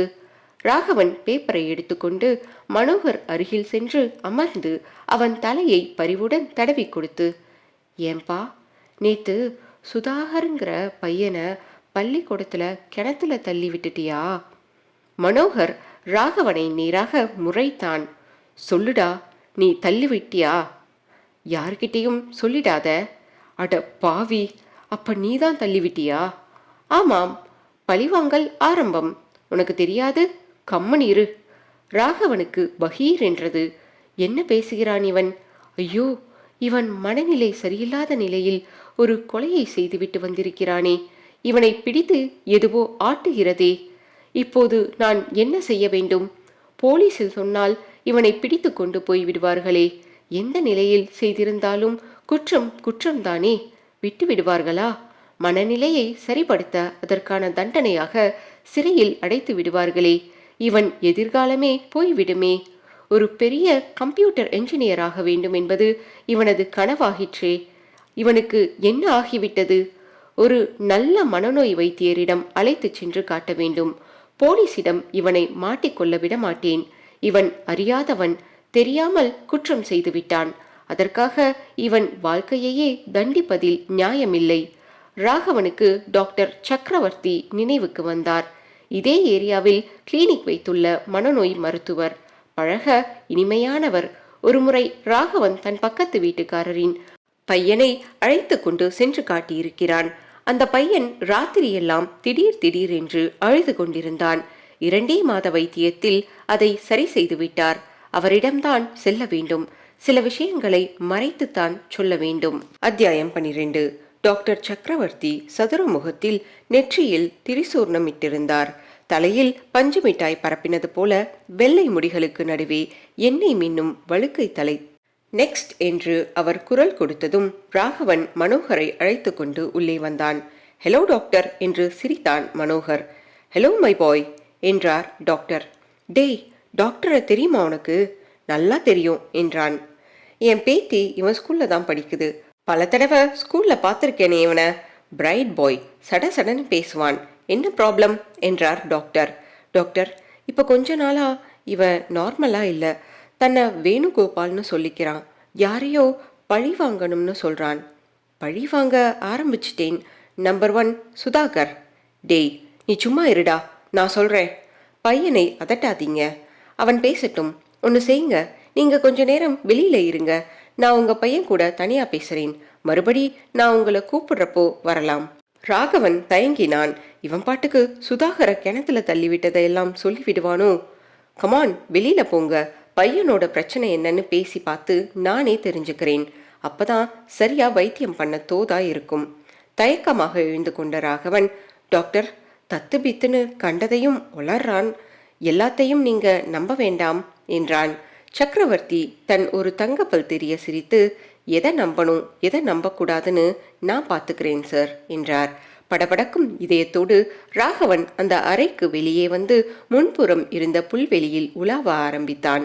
கிட்டத்தட்ட அரை மணி நேரத்திற்கு பிறகு கம்பவுண்டர் பெல் மூலம் உள்ளே அழைக்கப்பட்டு பிறகு அவர் வந்து ராகவனை அழைத்தார். ராகவன் உள்ளே வந்தான். தம்பி மனோகர், நீ கொஞ்சம் வெளியில விளையாடிட்டு இருப்பா. என்ன டாக்டர் சார், நீங்களே மறந்துட்டீங்க? என் பேரு வேணுகோபால். எஸ், நான் தான் மறந்துட்டேன். வேணுகோபால், வெளியில போய் இருப்பா. சரி டாக்டர் என்று மனோகர் உற்சாகமாக வெளியே சென்றதும், உட்காருங்க, உங்க பேர் என்ன என்றார் டாக்டர். ராகவன். இவன் என் ஒரே பையன் சார், தாயில்லா பிள்ளை. பேசி பார்த்தீங்களா? இவனுக்கு என்ன ஆச்சு? இருங்க ராகவன், நீங்க பாட்டுக்கும் எதையாச்சும் கற்பனை பண்ணிக்காதீங்க. நான் அவன்கிட்ட பேசி பார்த்தேன். I doubt this is a very peculiar case of reincarnation. அப்படின்னா டாக்டர், என்னாலையும் இன்னும் சரியா கன்ஃபார்ம் பண்ண முடியல. லட்சத்துல கோடியில ஒருத்தருக்கு தன் பூர்வ ஜென்மத்தோட நினைவுகள் திரும்பலாம். அது மாதிரி பல விசித்திர கேஸ்களை நான் படிச்சிருக்கேன். உங்க பையன் பெங்களூர் போயிருக்கானா? மெட்ராஸ் தாண்டி எங்கேயும் போனதில்லையே டாக்டர். பெங்களூர்ல ஒரு தெருவையே வர்ணிக்கிறான் சார். இந்த ஹோட்டலுக்கு பக்கத்துல இந்த கடை, இந்த கடைக்கு பக்கத்துல இந்த சந்துன்னு அவன் சொல்றதெல்லாம் ரொம்ப கரெக்ட். நான் பெங்களூர்ல பல வருஷம் இருந்தவன். நேர்ல பார்த்தவனால மட்டும்தான் இவ்வளவு டீட்டெயில்டா சொல்ல முடியும். டாக்டர், நீங்க என்ன சொல்றீங்க? பையன் வேணுகோபால் வேணுகோபால்னு தன்னை பத்தி சொல்லிக்கிறானே, அது யாரு என்னன்னு ஆழமா அவனை கேட்டதுண்டா நீங்க? இல்ல சார், இப்ப நான் கேட்டேன். தன் வயது 26ன்னு சொல்றான். தனக்கு காதல் தோல்வி ஏற்பட்டதா சொல்றான். நான் தூக்க மாட்டிக்கிட்டு செத்து போனதா சொல்றான். எம்பிபிஎஸ் டாக்டர் ஒருத்தர்கிட்ட போன வாரம் இவனை அழைச்சிட்டு போனேன். அப்பவும் இதெல்லாம் சொன்னான். ஏதோ கனா கண்டுட்டு வளர்றான்னு நான் நினச்சிக்கிட்டு இருந்தேன். நோ, இது கனவில்ல, ஹாலுசினேஷனும் இல்லை. He is different. இவனை இன்னும் தீவிரமாக ஆராயணும். மிஸ்டர் ராகவன், ஒன்று செய்யுங்க. இவனை என் கிளினிக்கில் இப்போவே அட்மிட் பண்ணிடுங்க. நான் இவனை ஒரு வாரத்துக்கு வாட்ச் பண்ணணும். அதுக்கப்புறம் நாம் முடிவுக்கு வரலாம். டாக்டர், என்னென்னவோ சொல்கிறீங்களே, எனக்கு பயமாக இருக்கு. இதில் பயப்பட எதுவும் இல்லை. இது வியாதி இல்லை. அவன் உயிருக்கு எந்த ஆபத்தும் இல்லை. போன ஜென்ம நினைவுகள் வருதுன்னு சொல்கிறீங்க. வெறுமனே இவன் பேர்களையும் சம்பவங்களையும் சொன்னா கூட தேவலாமே. இவன் அவளை பழி வாங்கணும் பழி வாங்கணும்னு சொல்லிக்கிட்டு இருக்கானே. எஸ், என்கிட்டயும் சொன்னான். ஒரு பையனை பழி வாங்கிட்டேன்னு கூட என்னவோ சொன்னான். அதெல்லாம் ஒன்றும் இல்லை. பொருத்தமாக நம்புற மாதிரி வளர்றான். இவன் மைண்ட் இப்படி கொஞ்சம் சரியில்லாமல் போனதுலேருந்து நான் ஆஃபீஸுக்கு கூட போகாமல் அவனை பத்திரமா பார்த்துக்கிட்டு இருக்கேன். சரி, அட்மிட் பண்ணிட்டு போங்க, நான் பார்த்துக்கிறேன். எந்த கவலையும் இல்லாமல் போங்க. அவன் ஏன் பொறுப்பு இனிமே. ராகவன் தலையசைத்து அந்த உமா மனநல மருத்துவமனையில் ஸ்பெஷல் வார்டில் மனோகரை அட்மிட் செய்துவிட்டு, மனோகர், நீ இங்கே டாக்டரும் நர்ஸும் சொல்கிறபடி கேட்கணும். நான் தினமும் வந்து வந்து உன்னை பார்த்துக்கிறேன். என்ன என்றான். எனக்கு என்ன உடம்புக்கு? நான் நல்லா தானே இருக்கேன். இப்போ நல்லா தான் பேசுகிற மாதிரி இருக்கு. உனக்கு ஒன்றும் இல்லடா கண்ணா. ரொம்ப படிச்சு படிச்சு களைச்சிட்ட. அதனால சும்மா ரெஸ்ட் மாதிரி. பலவாறாக அவனுக்கு சமாதானம் சொல்லிவிட்டு சென்றான் ராகவன். அத்தியாயம் 13. டெலிஃபோன் ஒலித்தது. பரத் எடுத்து ஹலோ என்றான். நான் நியூட்டன் பேசுகிறேன் பரத். சொல்லுங்க சார், அந்த வேணுகோபால் குடும்பம் எங்கே இருக்குன்னு விசாரிக்க சொன்னீங்களே? ஆமாம், வேணுகோபாலோட தம்பி பேர் ஜெயகோபால். அவங்க அம்மாவும் அவரும் இதே மெட்ராஸ்ல தான் இருக்காங்க. அட்ரஸ் சொல்லட்டுமா? சொல்லுங்க சார். நியூட்டன் சொல்ல சொல்ல சைதாப்பேட்டை விலாசத்தை பரத் குறித்து கொண்டான். ரொம்ப தேங்க்ஸ் சார். அந்த பையன் பற்றி எதுவும் தகவல் உண்டா? ம், மாரியப்பன் கிட்ட காலையில கூட ஃபோனில் பேசினேன். கேஸ் இழுத்தடிக்குதுன்னு சொன்னார். Okay sir, meet you later. Bharath ஃபோனை வைத்துவிட்டு, வா சுசி, இந்த ஜெயகோபாலை போய் பார்த்துட்டு வரலாம் என்றான். சைதாப்பேட்டையின் சிக்கலான உள்தெரு ஒன்றில் சிரமப்பட்டு காரை ஓட்ட வேண்டிய சந்தில் ஒரு வீட்டின் மாடி போஷனில் குடியிருந்த ஜெயகோபால் இவர்கள் போன போது இல்லை. அவன் அம்மாதான் இருந்தாள். ஒல்லியான தேகம், ஏராளமாய் முடி உதிர்ந்து கண்களுக்கு கீழே கருவளையங்களுடன் கைத்தறி புடவையுடன் இருந்த அந்த தனலட்சுமி அம்மாள் முதல் காரியமாக, வெயில்ல வந்திருக்கீங்க என்று சொல்லி மோர் கொண்டு வந்து கொடுத்தார். பரத் தன்னை முறையாக அறிமுகப்படுத்தி கொண்டு, அம்மா, நாங்க எதுக்காக வந்திருக்கோம்னு சொன்னா நீங்க ஆச்சரியப்படலாம். 15 வருஷத்துக்கு முன்னாடி இறந்து போன உங்க மகனோட காதலி தேவியோட குடும்பத்துல இப்போ சில விசித்திரமான சம்பவங்கள். அவங்களோட ஒரு சின்ன மகன் கொலை செய்யப்பட்டிருக்கான் என்றவன் நடந்த சம்பவங்களை விவரித்தான். அந்த அம்மா உண்மையான அதிர்ச்சியுடன் மௌனமாக எல்லாத்தையும் கேட்டுவிட்டு, என் பிள்ளைக்கு சாதாரண சாவு இல்லதான், அதுக்காக அவன் இப்ப ஆவியா அலையறானோ பழிவாங்க துடிக்கிறானோ என்னால நம்ப முடியலங்க என்றார். எங்களாலையும் நம்ப முடியலதான் என்று பரத் சொன்னபோது வெளியே போயிருந்த ஜெயகோபால் வீடு திரும்பினான். பரத் தன்னையும் சுசிலாவையும் அறிமுகப்படுத்தி கொண்டான். அம்மாவிடம் சொன்ன பூரா தகவலையும் மறுபடி அவனிடம் சுருக்கமாக சொன்னதும் அவன் வயிற்றை பிடித்து கொண்டு சிரித்தான். என்ன சார், இப்படி ரீல் ரீலா கதை விடுறீங்க என்ற ஜெயகோபாலுக்கு லேசாக தொந்தி இருந்தது. காலர் இல்லாத பனியன் அணிந்திருந்தான். அதன் பாக்கெட் பகுதியில் சிகரெட் பெட்டி தெரிந்தது. சிக்கனமாக மீசை வைத்திருந்தான். வகிடெடுத்து தலைவாரியிருந்தான். நான் சொன்னதெல்லாம் கதை இல்ல மிஸ்டர் ஜெயகோபால். எங்க அண்ணன் செத்து 15 வருஷமாச்சு. இப்ப போய் ஆவி பழி வாங்குதுன்னு அது இதுன்னு சொன்னா எப்படி நம்புறது? சார், நாங்களும் நம்ப தயாரா இல்ல. இது ஆவி சமாச்சாரம் இல்ல. யாரோ ஆசாமி விளையாடுறான். அவன் யாரு என்னன்னு தெரிய வேணாமா? ரைட், நான் என்ன செய்யணும்? உங்க அண்ணனை பத்தி கொஞ்சம் விரிவா சொல்லுங்களேன். என்ன சொல்றதுன்னு தெரியலையே. எங்க அண்ணன் இறந்தப்போ எனக்கு 13 வயசு. எங்க அண்ணன் தூக்கு மாட்டிக்க காரணமா இருந்த அந்த தேவி மேலையும் அவ அப்பா பொன்னுசாமி மேலையும் ஆத்திரமா வந்துச்சு. சின்ன பையன் நானு, என்ன செய்ய முடியும்? நானும் அம்மாவும் அதுக்கப்புறம் பெங்களூர்ல 2 வருஷம் இருந்தோம். அப்புறம் மெட்ராஸ் வந்தோம். வேணு ரொம்ப இன்டெலிஜென்ட் தெரியுமா? யாருக்கும் அவனை பிடிக்கும். ஒரு நிமிஷம் சும்மா இருக்க மாட்டான். ஆபீஸ்ல வேலை பார்த்துக்கிட்டே ரேடியோவுக்கு நாடகம் எல்லாம் எழுதினான். மெட்ராஸ் ரேடியோவுக்கு அவன் எழுதின 10-15 நாடகங்கள் ஒளிபரப்பாயிருக்கு. நாடகங்கள் எழுதுறதோட அவனே ரேடியோ ஸ்டேஷன் வந்து பின்னணி குரலும் கொடுப்பான். அந்த சமயத்துல அடிக்கடி பெங்களூர்ல இருந்த மெட்ராஸ் வந்து போய்கிட்டு இருந்தப்ப ஒரு ரயில் பயணத்துல தான் தேவிய சந்திச்சான். அவங்க பழக்கம் அதிகமாகி காதலானது. வீட்ல அம்மாவுக்கு காதல் விவகாரம் தெரியும். சதா தேவி பத்தியே பேசிட்டு இருப்பான். வீட்ல பாத்ரூம்ல கூட தேவி தேவின்னு எழுதி வச்சிருந்தான். அவன் எழுதின நாடகங்கள்ல எல்லாம் கதாநாயகி பேரு தேவிதான். அப்படி ஒரு பைத்தியமாயிருந்தான். தேவியோட அப்பா திட்டம் போட்டு இவன் மேல திருட்டு பழி சுமத்தி தேவிய இவன் கிட்ட இருந்து பிரிச்சதும் ரொம்ப அப்செட் ஆகி போயிட்டான். நானும் அம்மாவும் எவ்வளவோ ஆறுதல் சொன்னோம். ஆனாலும் அவன் எக்ஸ்ட்ரீம் ஸ்டேஜுக்கு போய் தற்கொலை செஞ்சுக்கிட்டான். வேணுகோபாலோட கையெழுத்து ஏதாவது நான் பார்க்கணுமே. அவன் எழுதின ஒரே ஒரு நாடக ஸ்கிரிப்ட் அவன் நினைவா பத்திரப்படுத்தி வச்சிருக்கேன். இருங்க, எடுத்துட்டு வர்றேன். ஜெயகோபால் பக்கத்து அறைக்கு சென்று சில நிமிடங்களில் ஒரு கவருடன் திரும்பி வந்தான். அந்த கவரில் இருந்து நிறம் மங்கி போன காகிதங்களை எடுத்து வந்தான். சீன் 16, சீன் 17 என்று பிரித்து எழுதப்பட்ட வசன காகிதங்கள் அவை. வாங்கி கொண்ட பரத், இதை நான் அப்புறமா திருப்பி தரலாமா? சரி. வேணுகோபாலோட போட்டோ இருக்குமா? இதோ ஃப்ரேம் செஞ்சு மாட்டிருக்கே. இதை தவிர வேற எதுவும் இல்லை. அவன் குரல் கொடுத்த நாடகங்களை எல்லாம் ரெக்கார்ட் செஞ்சு நிறைய கேசட்ஸ் வச்சிருந்தான். அதையெல்லாம் என்கிட்ட இப்போ ஒன்று கூட இல்லை.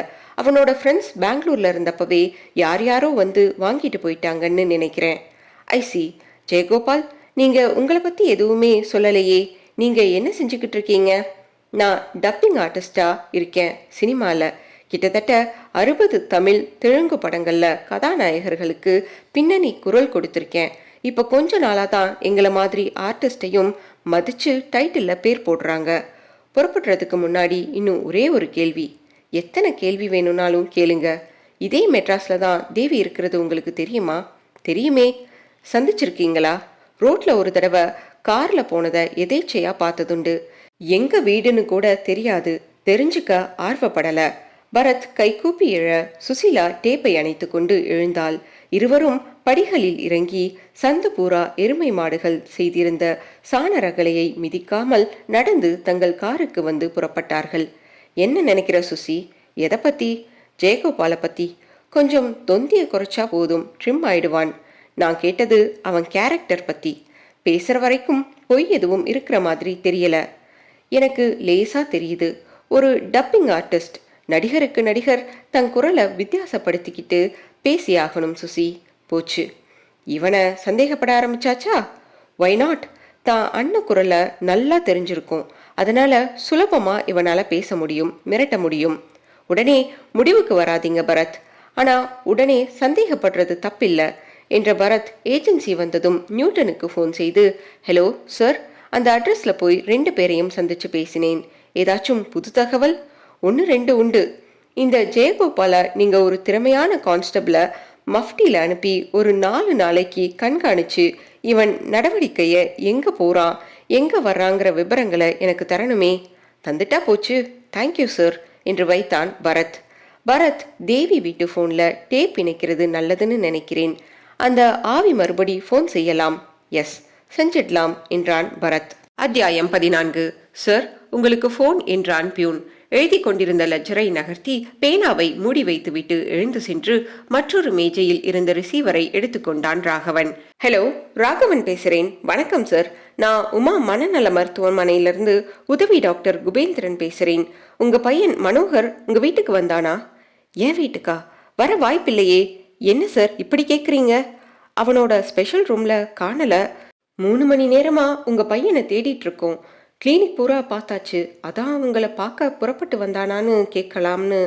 என்ன சார் வயிற்றுல புளிய கரைக்கிறீங்க? உங்க ஆஸ்பத்திரியை நம்பித்தானே அட்மிட் பண்ணிட்டு வந்தேன். அவனும் மைண்ட் சரியில்லாதவன். நான் உடனே என் வீட்டில் பார்த்துட்டு அங்கே வர்றேன். ராகவன் பதட்டமாக பெர்மிஷன் போட்டுவிட்டு தன் ஸ்கூட்டரில் புறப்பட்டான். நேராக தன் வீட்டிற்கு வந்தான். பூட்டினபடியே இருந்தது. பக்கத்து வீடுகளில் விசாரித்தான். வரவில்லை என்றார்கள். மனோகரனின் நண்பர்கள் 2 3 பேர் வீடுகளில் சென்று விசாரித்தான். பள்ளிக்கு போய் கேட்டான். மனம் சோர்ந்து போய் இந்நேரம் அவன் ஆஸ்பத்திரிக்கே திரும்பி இருக்க வேண்டும் என்று இஷ்ட தெய்வங்களை எல்லாம் வேண்டிக் கொண்டு விரைந்து வந்து சேர்ந்தபோது கிளினிக்கின் ஹாலில் நின்ற சீஃப் டாக்டர் சக்கரவர்த்தி உதவி டாக்டர் மற்றும் நர்ஸ்களை ஒட்டுமொத்தமாக நிறுத்தி சத்தம் போட்டு கொண்டிருந்தார். என்ன வேலை பாக்குறீங்க இங்க? கொஞ்சமாச்சும் பொறுப்பா இருந்தா ஒரு பேஷண்ட்டை தொலைச்சிட்டு நிப்பீங்களா? அதுலயும் அந்த பையன் கொஞ்சம் வினோதமான பிரச்சனை உள்ளவன். வாங்க மிஸ்டர் ராகவன், உங்களை தேடி பையன் வந்தானா? இல்லையே சார், அவன் பள்ளிக்கூடத்துல ஃப்ரெண்ட்ஸ் வீட்டில் எல்லாம் பார்த்துட்டேன், அங்கெல்லாம் வரல, எங்கேயும் காணோம்.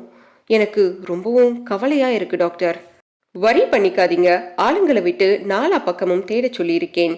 கால வரைக்கும் பார்க்கலாம், வந்துடுவான். வரலைனா போலீஸ் கிட்ட போகலாம். போலீஸ் என்றதும் இன்னும் அதிர்ச்சி அதிகரித்தது ராகவனுக்கு. அத்தியாயம் 15. அதிகாலை 4 மணிக்கே வழக்கமாய் எழுந்து விடுவார் பொன்னுச்சாமி. எத்தனை மணிக்கு படுத்தாலும் காலை சூரியனுக்கு வெகு முன்னதாக எழுந்து விடுவார். எழுந்து குறைந்தது 2 மைல் நடக்க வேண்டும். கிராமத்தில் உள்ள ஒரு பெரிய ஏரியை 3 முறை சுற்றி வருவார். இங்கே சென்னையில் மகள் வீட்டுக்கு வரும்போதெல்லாம் கார் எடுத்துக்கொண்டு சாந்தோம் கடற்கரைக்கு வந்து விடுவார். கடற்கரை காற்றை சுவாசித்தபடி விறுவிறுவென்று கைகளை வீசி நடந்து திரும்பும் போது விடிந்து கொண்டிருக்கும்.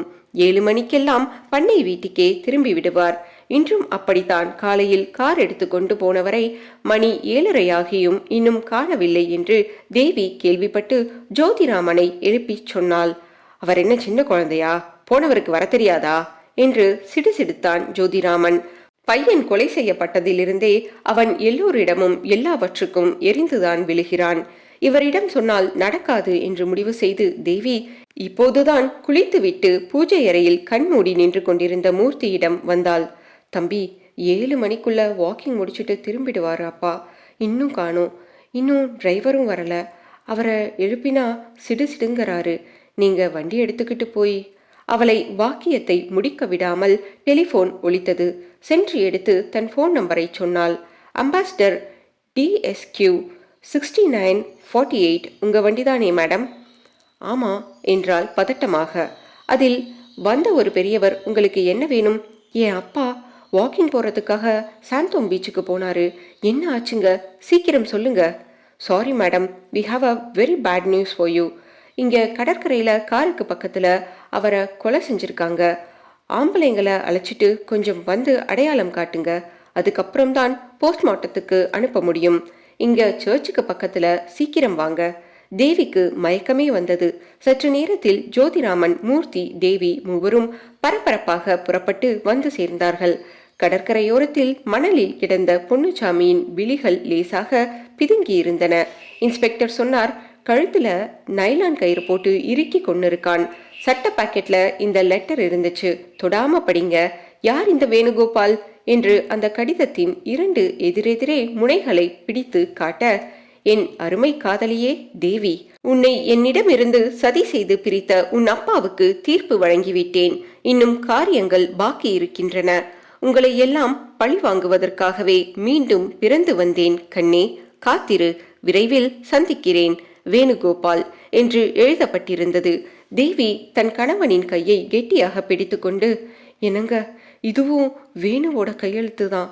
என் பையனை கொன்னா, என் அப்பாவை கொன்னா, அடுத்தது என்னத்தான், எனக்கு பயமா இருக்குங்க என்று அப்படியே மயங்கி சரிந்தாள். எல்லாம் விபரமா நான் சொல்றேன் சார் என்றான் மூர்த்தி. மறுநாள் செய்தித்தாள்களில் விசித்திர கொலை, பழிவாங்கும் ஆவி. ஏற்கனவே தொழிலதிபர் ஜோதிராமனின் புதல்வனை ஒரு மர்ம சிறுவன் கொலை செய்தான்.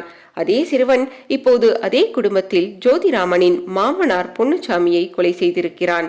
பிணத்தின் பாக்கெட்டில் வைக்கப்பட்டிருந்த கடிதத்தின் நகல் அருகில் பிரசுரமாகியுள்ளது. இந்த கொலைகளின் பின்னணியில் ஒரு சுவாரஸ்யமான ஆவி கதை சொல்லப்படுகிறது என்று துவங்கி வேணுகோபாலின் காதல் கதை விலாவரியாக எழுதப்பட்டிருந்தது. வர சொன்னீங்களாமே டாக்டர் என்று வந்து நின்றான் ராகவன். டாக்டர் சக்கரவர்த்தி அவன் புறம் தன் நாற்காலியை திருப்பிக் கொண்டு, பேப்பர் பார்த்தீங்களா ராகவன்? உங்க பையனை 2 நாளா காணலன்னு நாம தவிக்கிறோம். அவன் நீட்டா ஒரு கொலைய செஞ்சிருக்கான். ஏற்கனவே ஒரு கொலையும் செஞ்சிருக்கான். அதை நீங்க என்கிட்ட மறைச்சிட்டீங்க. இனிமேயும் நாம போலீஸுக்கு தகவல் சொல்லாம இருக்கக்கூடாது. உங்க பையன் இப்போ வெளியில உலாவறது வெரி வெரி டேஞ்சரஸ். அடுத்து அவன் யார் மேல பாய்வான், என்ன செய்வான்னு சொல்ல முடியாது. அதனால போலீஸை வரவழைச்சு நமக்கு தெரிஞ்ச தகவலை சொல்லிடுறது நல்லது. ராகவன் வேறு பதிலின்றி மௌனமாக தலையசைத்தான். டாக்டர் டெலிஃபோன் எடுத்து 100 சுழற்றி, போலீஸ் கண்ட்ரோல் ரூமா? என் பேர் சக்கரவர்த்தி. நான் ஒரு சைக்காட்ரிஸ்ட். 2 கொலைகளை வேணுகோபாலுங்கிற பேர்ல செஞ்ச ஒரு 15 வயசு பையனை உங்க டிபார்ட்மெண்ட் தேடுதில்லையா? அவன் பேர் மனோகர். அவன் என்கிட்ட கன்சல்ட் பண்றதுக்கு வந்தான். அவன் ஒரு பெக்யூலியர் கேஸ். போன ஜென்ம நினைவு அவனுக்கு வந்திருக்கு. அவனை மேலும் ஆராயறதுக்கு இங்க அட்மிட் செஞ்சேன். ஆனா அவன் யாருக்கும் தெரியாம தப்பிச்சு போயிட்டான். அவனோட அப்பாவும் இப்போ என் கிளினிக்ல தான் இருக்காரு. சம்பந்தப்பட்ட போலீஸ் அதிகாரிகளை அனுப்பி வச்சீங்கன்னா இன்னும் விபரமா சொல்ல முடியும். என் அட்ரஸ் சொல்றேன், குறிச்சுக்கோங்க. விவகாரம் தன் கையை மீறி எங்கோ போய்விட்டது என்பதை உணர்ந்த ராகவன் பெருமூச்சு விட்டான். மனோகர், இப்ப எங்கடா இருக்க, என்ன செய்யற? அத்தியாயம் 16. இன்ஸ்பெக்டர் மாரியப்பன் அவர் தகவல் தந்து பரத், சுசிலா மற்றும் சில அதிகாரிகள் விரைந்து டாக்டர் சக்கரவர்த்தியையும் ராகவனையும் அந்த ஆஸ்பத்திரியில் சந்தித்தது கேள்விகளால் துளைத்தெடுத்தனர். இதே மாதிரி போன ஜென்ம நினைவு திரும்பின ஒரு கேஸ என் சீனியர் 7-8 வருஷத்துக்கு முன்னாடி டீல் பண்ணிருக்காரு. லட்சத்துல ஏன் கோடியில ஒருத்தருக்கு இப்படி போன ஜென்ம நினைவு வர்றது வாய்ப்பு இருக்கு என்றார் டாக்டர் சக்கரவர்த்தி. ராகவன் தன் மகனிடம் ஏற்பட்ட சின்ன சின்ன மாற்றங்களை எல்லாம் நுணுக்கமாக விவரித்தான். மனோகர் இதே சென்னையில் இங்கிருந்து தப்பித்து போய் எங்கோ தலைமறைவாக இருந்து பொன்னுச்சாமியை தீர்த்தவன். மேலும் குற்றங்கள் செய்ய முயற்சிக்கலாம் என்று அனுமானித்தனர். எவ்வளவு சீக்கிரம் முடியுமோ அவ்வளவு சீக்கிரம் மனோகரை பிடித்தாக வேண்டும் என்று தீர்மானித்தனர். ஜோதிராமன் வீட்டிற்கு போலீஸ் பாதுகாப்பு அளிப்பது என்றும் முடிவெடுத்தனர். ராகவனிடம் வாங்கின மனோகரின் புகைப்படம் பத்திரிகைகளில் வெளியிட்டு, இந்த சிறுவனை எங்கே பார்த்தாலும் உடனே காவல்துறைக்கு தெரியப்படுத்துங்கள் என்று அறிவிப்பும் வெளியிட ஏற்பாடு செய்யப்பட்டது. தொலைக்காட்சிகளிலும் ஒளிபரப்ப ஏற்பாடாகியது. அனைத்து காவல் நிலையங்களுக்கும் புகைப்படத்தின் பிரதிகள் அனுப்பப்பட்டன. பரத், சுசிலா ஜோதிராமன் வீட்டின் வரவேற்பு ஹாலில் அமைதியாக அமர்ந்திருந்தார்கள். அழுத முகத்தோடு தேவி இருந்தாள். ஜோதிராமன், மூர்த்தி அனைவருமே சோகமயமாக இருந்தார்கள். பரத் நீண்ட நேரமாக நிலவிய அமைதியை உடைத்தான்.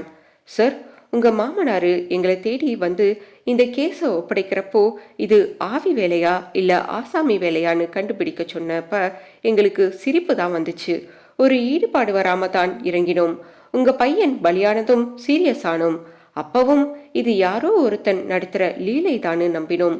வேணுகோபாலோட தம்பிய நான் சந்தேகப்பட்டேன். ஆனா இப்போ இந்த கொலைகளை செஞ்சது ஒரு 15 வயசு பையன்னு தெரிய வந்துடுச்சு.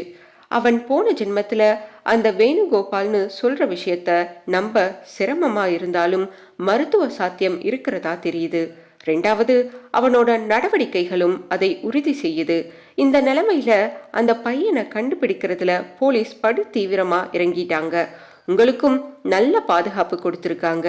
எப்படியும் நாளைக்குள்ள அவனை பிடிச்சிடுவாங்க. இந்த கேஸ்ல மேற்கொண்டு செயல்பட எங்களுக்கும் எதுவும் வேலை இல்லைன்னு நினைக்கிறோம். உங்க டெலிஃபோன்ல டேப் இருந்துச்சுன்னா அது அப்படியே இருக்கட்டும். ஏதாவது தகவல்னா தொடர்பு கொள்ளுங்க. வர்றோம். ஜோதிராமன் உயிரில்லாமல் தலையசைத்தான். பரத்தும் சுசீலாவும் புறப்பட்டு வாசலுக்கு வர அவர்களை தொடர்ந்து வந்து மூர்த்தி ஒரு நிமிஷம் என்றான். எஸ், இந்த வீட்டில் நாங்கள் எல்லாருமா பேய் அடிச்ச மாதிரி இருக்கோம். எங்க நிம்மதியே போயிடுச்சு. என்னதான் 4 போலீஸை வீட்டை சுற்றி நிறுத்தி வச்சு எங்களுக்கு பாதுகாப்பு ஏற்பாடு செஞ்சாலும் அந்த பையனை போலீஸ் பிடிக்கிற வரைக்கும் பக்கு பக்குன்னு இருக்கும். உண்மைதான். அந்த பையனை கண்டுபிடிக்கிறதுல நீங்களும் முயற்சி எடுத்துக்கலாமே. போலீஸை விட சிறப்பா இதை எங்களால செய்ய முடியாது சார். பாப்போம், அவங்க பிடிச்சிடுவாங்க. கடைசியா அவன் அட்மிட் ஆகியிருந்த ஆஸ்பத்திரியில நாய் எல்லாம் கொண்டாந்து படி தீவிரமா இருக்காங்க போலீஸ்காரங்க. Don't worry. பரத் சிந்தனையாக காரை ஓட்டினான். அருகில் சுசிலா சற்று நேரம் அமைதியாக இருந்துவிட்டு, கடைசியில போன ஜென்மம் அது இதுன்னு கேஸ் திரும்பிடுச்சே பரத் என்றாள். சுசி, இன்னும் கூட இதையெல்லாம் என்னால நம்ப முடியல சுசி. ஆனா சூழ்நிலையெல்லாம் நம்ப சொல்லுதே பரத். ஏன் சுசி, பொன்னுச்சாமி வயசானவராயிருந்தாலும் கச்சிதமா உடம்ப வச்சிருக்கிறவர். வேட்டையாடின உடம்பு. அவர் கழுத்துல கயிறு போட்டு மூச்சு நிறுத்துற அளவுக்கு கொலை செய்யற தெம்பு ஒரு 15 வயசு பையனுக்கு வருமா? வரும் பரத்.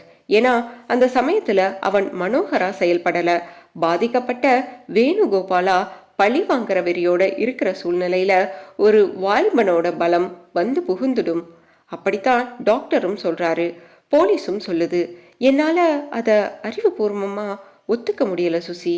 பலம் வந்துச்சுன்னு வச்சுக்கிட்டாலும் உயரம் இடிக்கும் சுசி. மனோகர் உயரம் என்ன, பொன்னுச்சாமி உயரம் என்ன? இவன் அவர் கழுத்துல கயிறு போட்டு பொன்னுச்சாமியே மண்டி போட்டு வாப்பா என் கழுத்துல கயிறு சுத்துன்னு சொன்னாதான் சாத்தியம். பரத், ஓகே, நீங்க சந்தேகப்படுங்க. ஆனா மாற்று பதிலும் சொல்லணும். பொன்னுச்சாமிய மனோகர் கொல்லலைனா வேற யாரு? ஆனா உடம்புல வேணுகோபால் கையெழுத்துல லெட்டர் வேற இருக்குதே. சுதாகரை கிணத்துல தள்ளிவிட்டதும் மனோகர் இல்லைன்னு சொல்றீங்களா? சுசி, உனக்கு தெளிவா பதில் சொல்ற அளவுக்கு நான் உறுதியா இல்ல. குழப்பங்கள் இருக்கு. ஆனா இந்த மறுஜென்ம கதைய நம்பாதன்னு உள்மனசு சொல்லிக்கிட்டே இருக்கு. இதை எப்படி கிளியர் பண்ணிக்க போறோம் பரத்? போலீஸ் மனோகரை பிடிச்சிடுதான்னு பார்க்கலாம். அது டிலே ஆச்சுன்னா நாம வேணா ஒரு சின்ன நாடகம் நடத்தி பார்க்கலாம் என்றான் பரத் சற்றே தெளிவு பெற்றவனாக. அத்தியாயம் 17. தேவியின் பண்ணை வீட்டில் டெலிபோன் ஒலித்த போது மணி இரவு 10:30. ஜோதிராமன் எழுந்து ஹாலுக்கு வந்து தூக்க கலக்கத்தோடு எடுத்து ஹலோ என்றான். பேசுறது யாரு? ஜோதிராமனா? ஆமா, நீங்க யாரு? வேணுகோபால் பேசுறேன். உடனடியாக ஜோதிராமனுக்கு தூக்க கலக்கம் எல்லாம் காணாமல் போய்விட்டது. ஹலோ ஹலோ, என்ன சொல்றீங்க? தடுமாறினான். பயமா இருக்கா ஜோதிராமா? போனை அப்படியே தனியா வச்சுட்டு உன்னோட பையன் திவாகர் என்ன பண்ணிட்டு இருக்கான்னு கொஞ்சம் பார்த்துட்டு வாயேன். நான் வெயிட் பண்றேன். ஜோதிராமனுக்கு நடுக்கமே ஏற்பட்டு விட்டது. அவசரமாக திவாகரின் தனி அறைக்கு ஓடினான். அதன் கதவுகள் திறந்தே இருந்தது. உள்ளே வந்து விளக்குகளை போட்டு பார்த்தபோது திவாகர் கட்டிலில் முழுக்க போர்த்தி கொண்டு உறங்கிக் கொண்டிருந்தான்.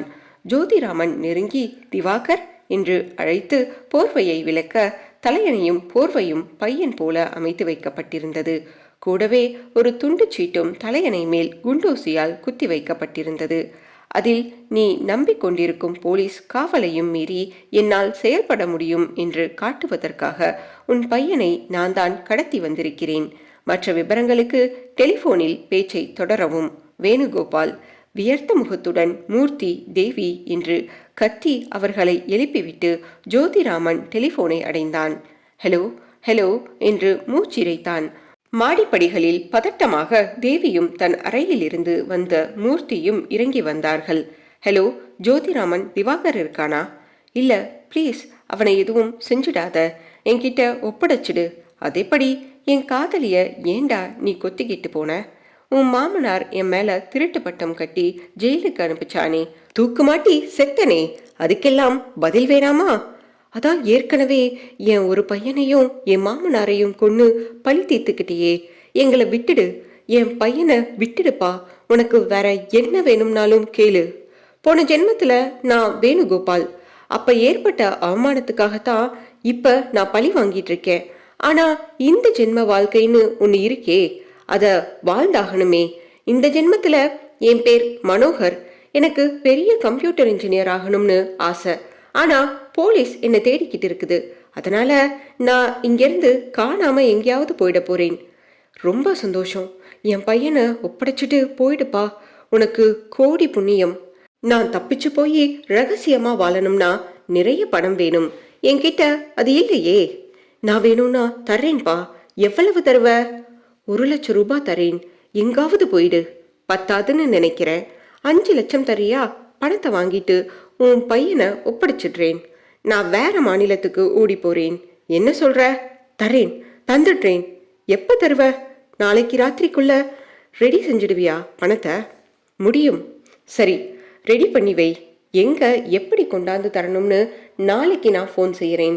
இந்த விஷயம் போலீஸ் கிட்ட சொன்னா உன் பையன் பணம் தான் கிடைக்கும். புரிஞ்சுதா? புரியுது. சொல்ல மாட்டேன். நான் கண்டிப்பா சொல்லவே மாட்டேன். எதிர்முனை வைக்கப்பட்டதும் ஜோதிராமன் ரிசீவரை வைத்துவிட்டு விவரங்களை தேவியிடமும் மூர்த்தியிடமும் சொன்னான். அண்ணா, இப்போ ஃபோன் செஞ்சது இந்த டேப்ல பதிவாகி இருக்கு. இத போலீஸ் கிட்ட சொல்லிடலாம் என்றான் மூர்த்தி. முட்டாள்தனமா பேசுறியே. நம்ம பையன் அவன்கிட்ட இருக்காண்டா. அண்ணா, நீதான் முட்டாள்தனமா பேசுற. மறுஜென்மமும் இல்லை, ஒரு கத்திரிக்காயும் இல்லை. இது ஏதோ பெரிய ஃப்ராடு. பழி வாங்குற வெறியுள்ள ஒருத்தன் இப்படி பிளாக்மெயில் பண்ணி பணம் கேட்பானா? அதான் காரணம் சொல்றான்ல. அதான் காரணம் வேற சரியா சொல்றானே. நோ, இது நம்ப முடியாது. நம்ம வீட்ல இருந்து திவாகரை எப்படி கடத்தினான் அவன்? தெரியலையே. தேவி, நீதானே அவனை படுக்க வச்ச? 8:30 மணிக்கே தூங்கிட்டாங்க. நான் தான் திவாகரை படுக்க வச்சு போத்தி விட்டுட்டு வந்தேன். இருங்க என்று ஓடி போய் பார்த்துவிட்டு திரும்பின தேவி பின்வாசல் கதவு திறந்திருக்குங்க என்றாள். மை காட், எப்படி எப்படி இது? வெளியில காவலுக்கு போலீஸ் நிக்குதே என்று மூர்த்தி வாசல் கதவை திறந்து வெளியே வந்து பார்க்க போர்டிகோவில் விளக்குக்கு கீழே 4 போலீஸ் கான்ஸ்டபிள்களில் 2 பேர் சுகமாக தூங்கிக் கொண்டிருந்தனர். மற்ற 2 சாய்ந்தமர்ந்து அரட்டை அடித்துக் கொண்டிருந்தார்கள். என்ன சார் என்றார் ஒரு கான்ஸ்டபிள். ஒண்ணுமில்ல, நீங்க இருக்கீங்களான்னு பார்த்தேன் என்று விட்டு கதவை சாத்தின மூர்த்தி உள்ளே வந்து 2 பேர் தான் தூங்குறாங்க. 2 பேர் பேசிக்கிட்டு இருக்காங்க. 4 பேரும் முன்பக்கமே இருக்கிறதால அவன் பின்பக்கமா வந்து தூக்கிட்டு போயிருக்கான். அண்ணே, ஒரு 15 வயசு பையனால திவாகரை கடத்திட்டு போக முடியுமா? எதுல கடத்தினான்? எப்படி கடத்தினான்? எங்க கொண்டு போய் வச்சிருக்கான்? எங்கிருந்து போன்ல பேசுறான்? நோ, இது வேற யாரோட வேலையோ.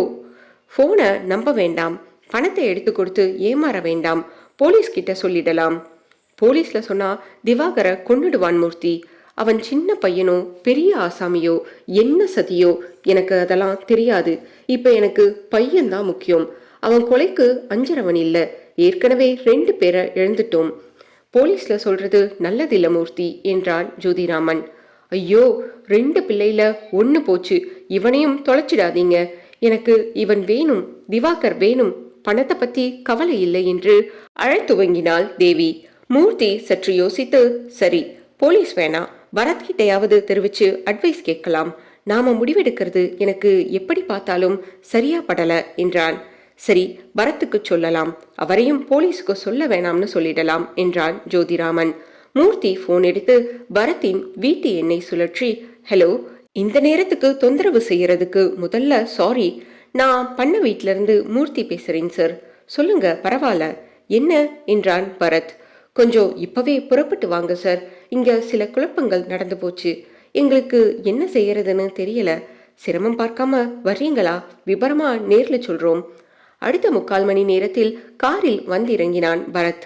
அறிமுகம் இருந்ததால் கான்ஸ்டபிள்கள் அனுமதிக்க உள்ளே வந்ததும் ஜோதிராமனும் மூர்த்தியுமாக நடந்த விவரங்களை தெரிவித்தார்கள்.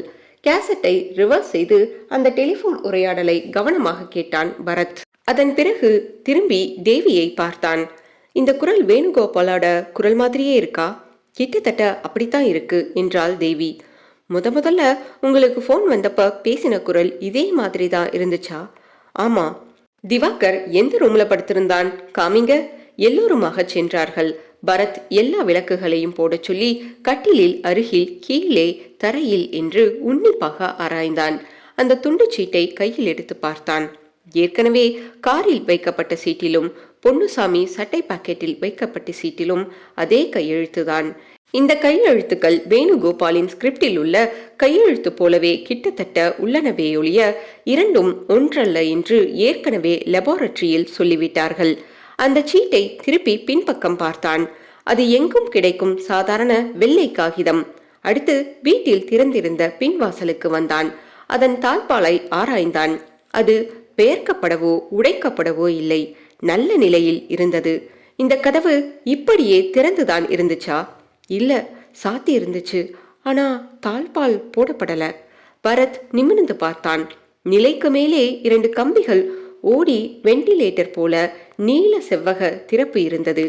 வெளியிலிருந்து இது வழியா கம்பிய உள்ள விட்டு தாழ்பால மாட்டி இழுத்திருக்கலாம். அது ஒரு வழி. இன்னொரு வழியும் இருக்கு. என்ன அது? ஏற்கனவே இந்த வீட்டுல இருக்கிறவங்களே யாரையாவது கடத்திட்டு போறவனுக்கு தோதா தாழ்பாலை நீக்கி வச்சிருக்கலாம் என்று திரும்பி மூர்த்தியை பார்த்தான் பரத். என்ன என்ன பாக்குறீங்க? நான்சென்ஸ். எங்க குடும்பத்துல குழப்பம் பண்றதுக்கா உங்களை கூப்பிட்டேன்? வீட்டுல இருக்கிறவனே திறந்து வைப்பானா? பரத் அடுத்த வாசல் வழியே வெளியே வந்ததும் வாழைத்தோப்பு, அதை தாண்டி மண் சாலை, முக்கிய சாலைக்கு சுற்றி கொண்டு செல்லும் அந்த மண் சாலை வண்டியில் எரி ஏற்றி வர வாழை ஏற்றி அனுப்ப மட்டுமே உபயோகம். அத்தனை அகலக்குறைவான மண் சாலையில் நிலவின் வெளிச்சத்தில் மிக பளிச்சென்று கார் டயரின் அச்சுக்கள் தெரிந்தன.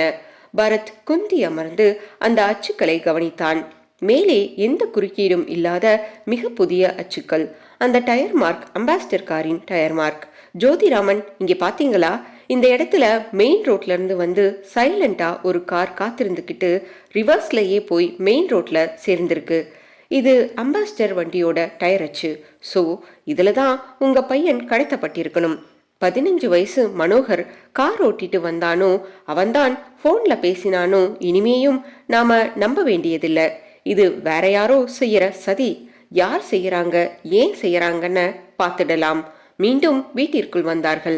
அந்த கேசட்டை உச்ச வால்யூம் வைத்துக்கொண்டு மறுபடியும் பிளே செய்து ஜோதிராமனும் மிரட்டின குரலும் பேசிய பேச்சை மட்டும் மனதில் இருந்து பிடிவாதமாக விலக்கிக் கொண்டு கண்மூடி பின்னணியில் ஏதாவது ஓசைகள் கேட்கிறதா என்று கவனித்தான் பரத்.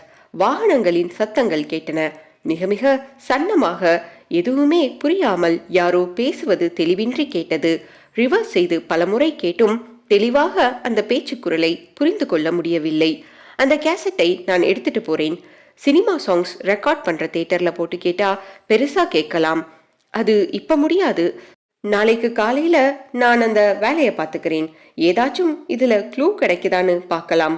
நாளைக்கு அவன் போன் செஞ்ச இடம் நேரம் சொன்னா கேட்டு வச்சுக்கங்க. அவன் சொல்ற கண்டிஷனுக்கு சரின்னு சொல்லுங்க. எதுக்குமே மறுத்து பேசாதீங்க. பரத் புறப்பட்டான். வெளியில் வந்து கான்ஸ்டபிள்களிடம், நல்லா காவல் காக்குறீங்க, உங்க இன்ஸ்பெக்டர் கிட்ட சொல்றேன் என்றான். தேங்க்யூ சார் என்றனர் இருவரும். சுசிலா வந்ததும் பரத்திடம், இப்ப எங்க போகணும் பரத் என்று கேட்டாள். நேத்து ராத்திரி நடந்ததெல்லாம் சொன்னேனே. இப்ப பிரசாத் ஸ்டுடியோ போறோம். போறதுக்குள்ள அந்த போன் உரையாடல்களை கேட்டுடு. பரத் டிரைவ் செய்து கொண்டே கேசட் எடுத்து போட சுசிலா முழுவதுமாக கேட்டுவிட்டு, 5 லட்சமா? என்னது, ரொம்ப ஓவரா இல்ல? நானும் உங்க கட்சிக்கு வந்துட்டேன். மறுஜென்மத்தையெல்லாம் நான் இப்ப நம்பல. இது எவனோ சாமர்த்தியமா செய்யற வேலை. இதத்தான் நான் ஃபர்ஸ்ட் சாப்டர்ல இருந்து சொல்லிட்டு வரேன். யாரு? ஜெயகோபாலா? அவனை கண்காணிக்க சொல்லியிருந்தோமே. காலையில நியூட்டனை கூப்பிட்டு கேட்டேன். அவன் நடவடிக்கைகள்ல சந்தேகப்படுற மாதிரி எதுவும் இல்லையாம். அவனுண்டு, அவன் வேலையுண்டு இருக்கானாம். பின்ன யாரு? அந்த பண்ண வீட்டோட அமைப்பு, அங்க உள்ளவங்களோட பழக்க வழக்கங்கள், இதெல்லாம் ரொம்ப சரியா தெரிஞ்ச ஒரு ஆசாமி தான்.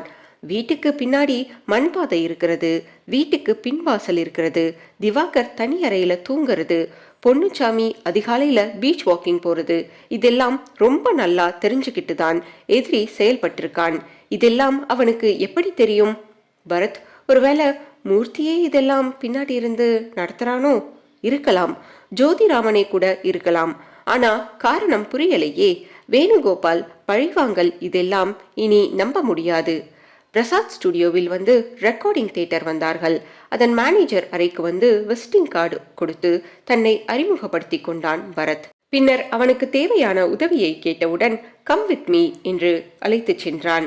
ஒரு சவுண்ட் என்ஜினியரை அழைத்து மேனேஜர் விபரம் சொல்லி அந்த கேசட்டை கொடுத்து பெரிதாக ஒலிக்கச் செய்யுமாறு சொல்ல, முன்போலவே வாகன சத்தங்கள், ஆனாலும் இப்போது மிக துல்லியமாக கேட்க முடிந்தது.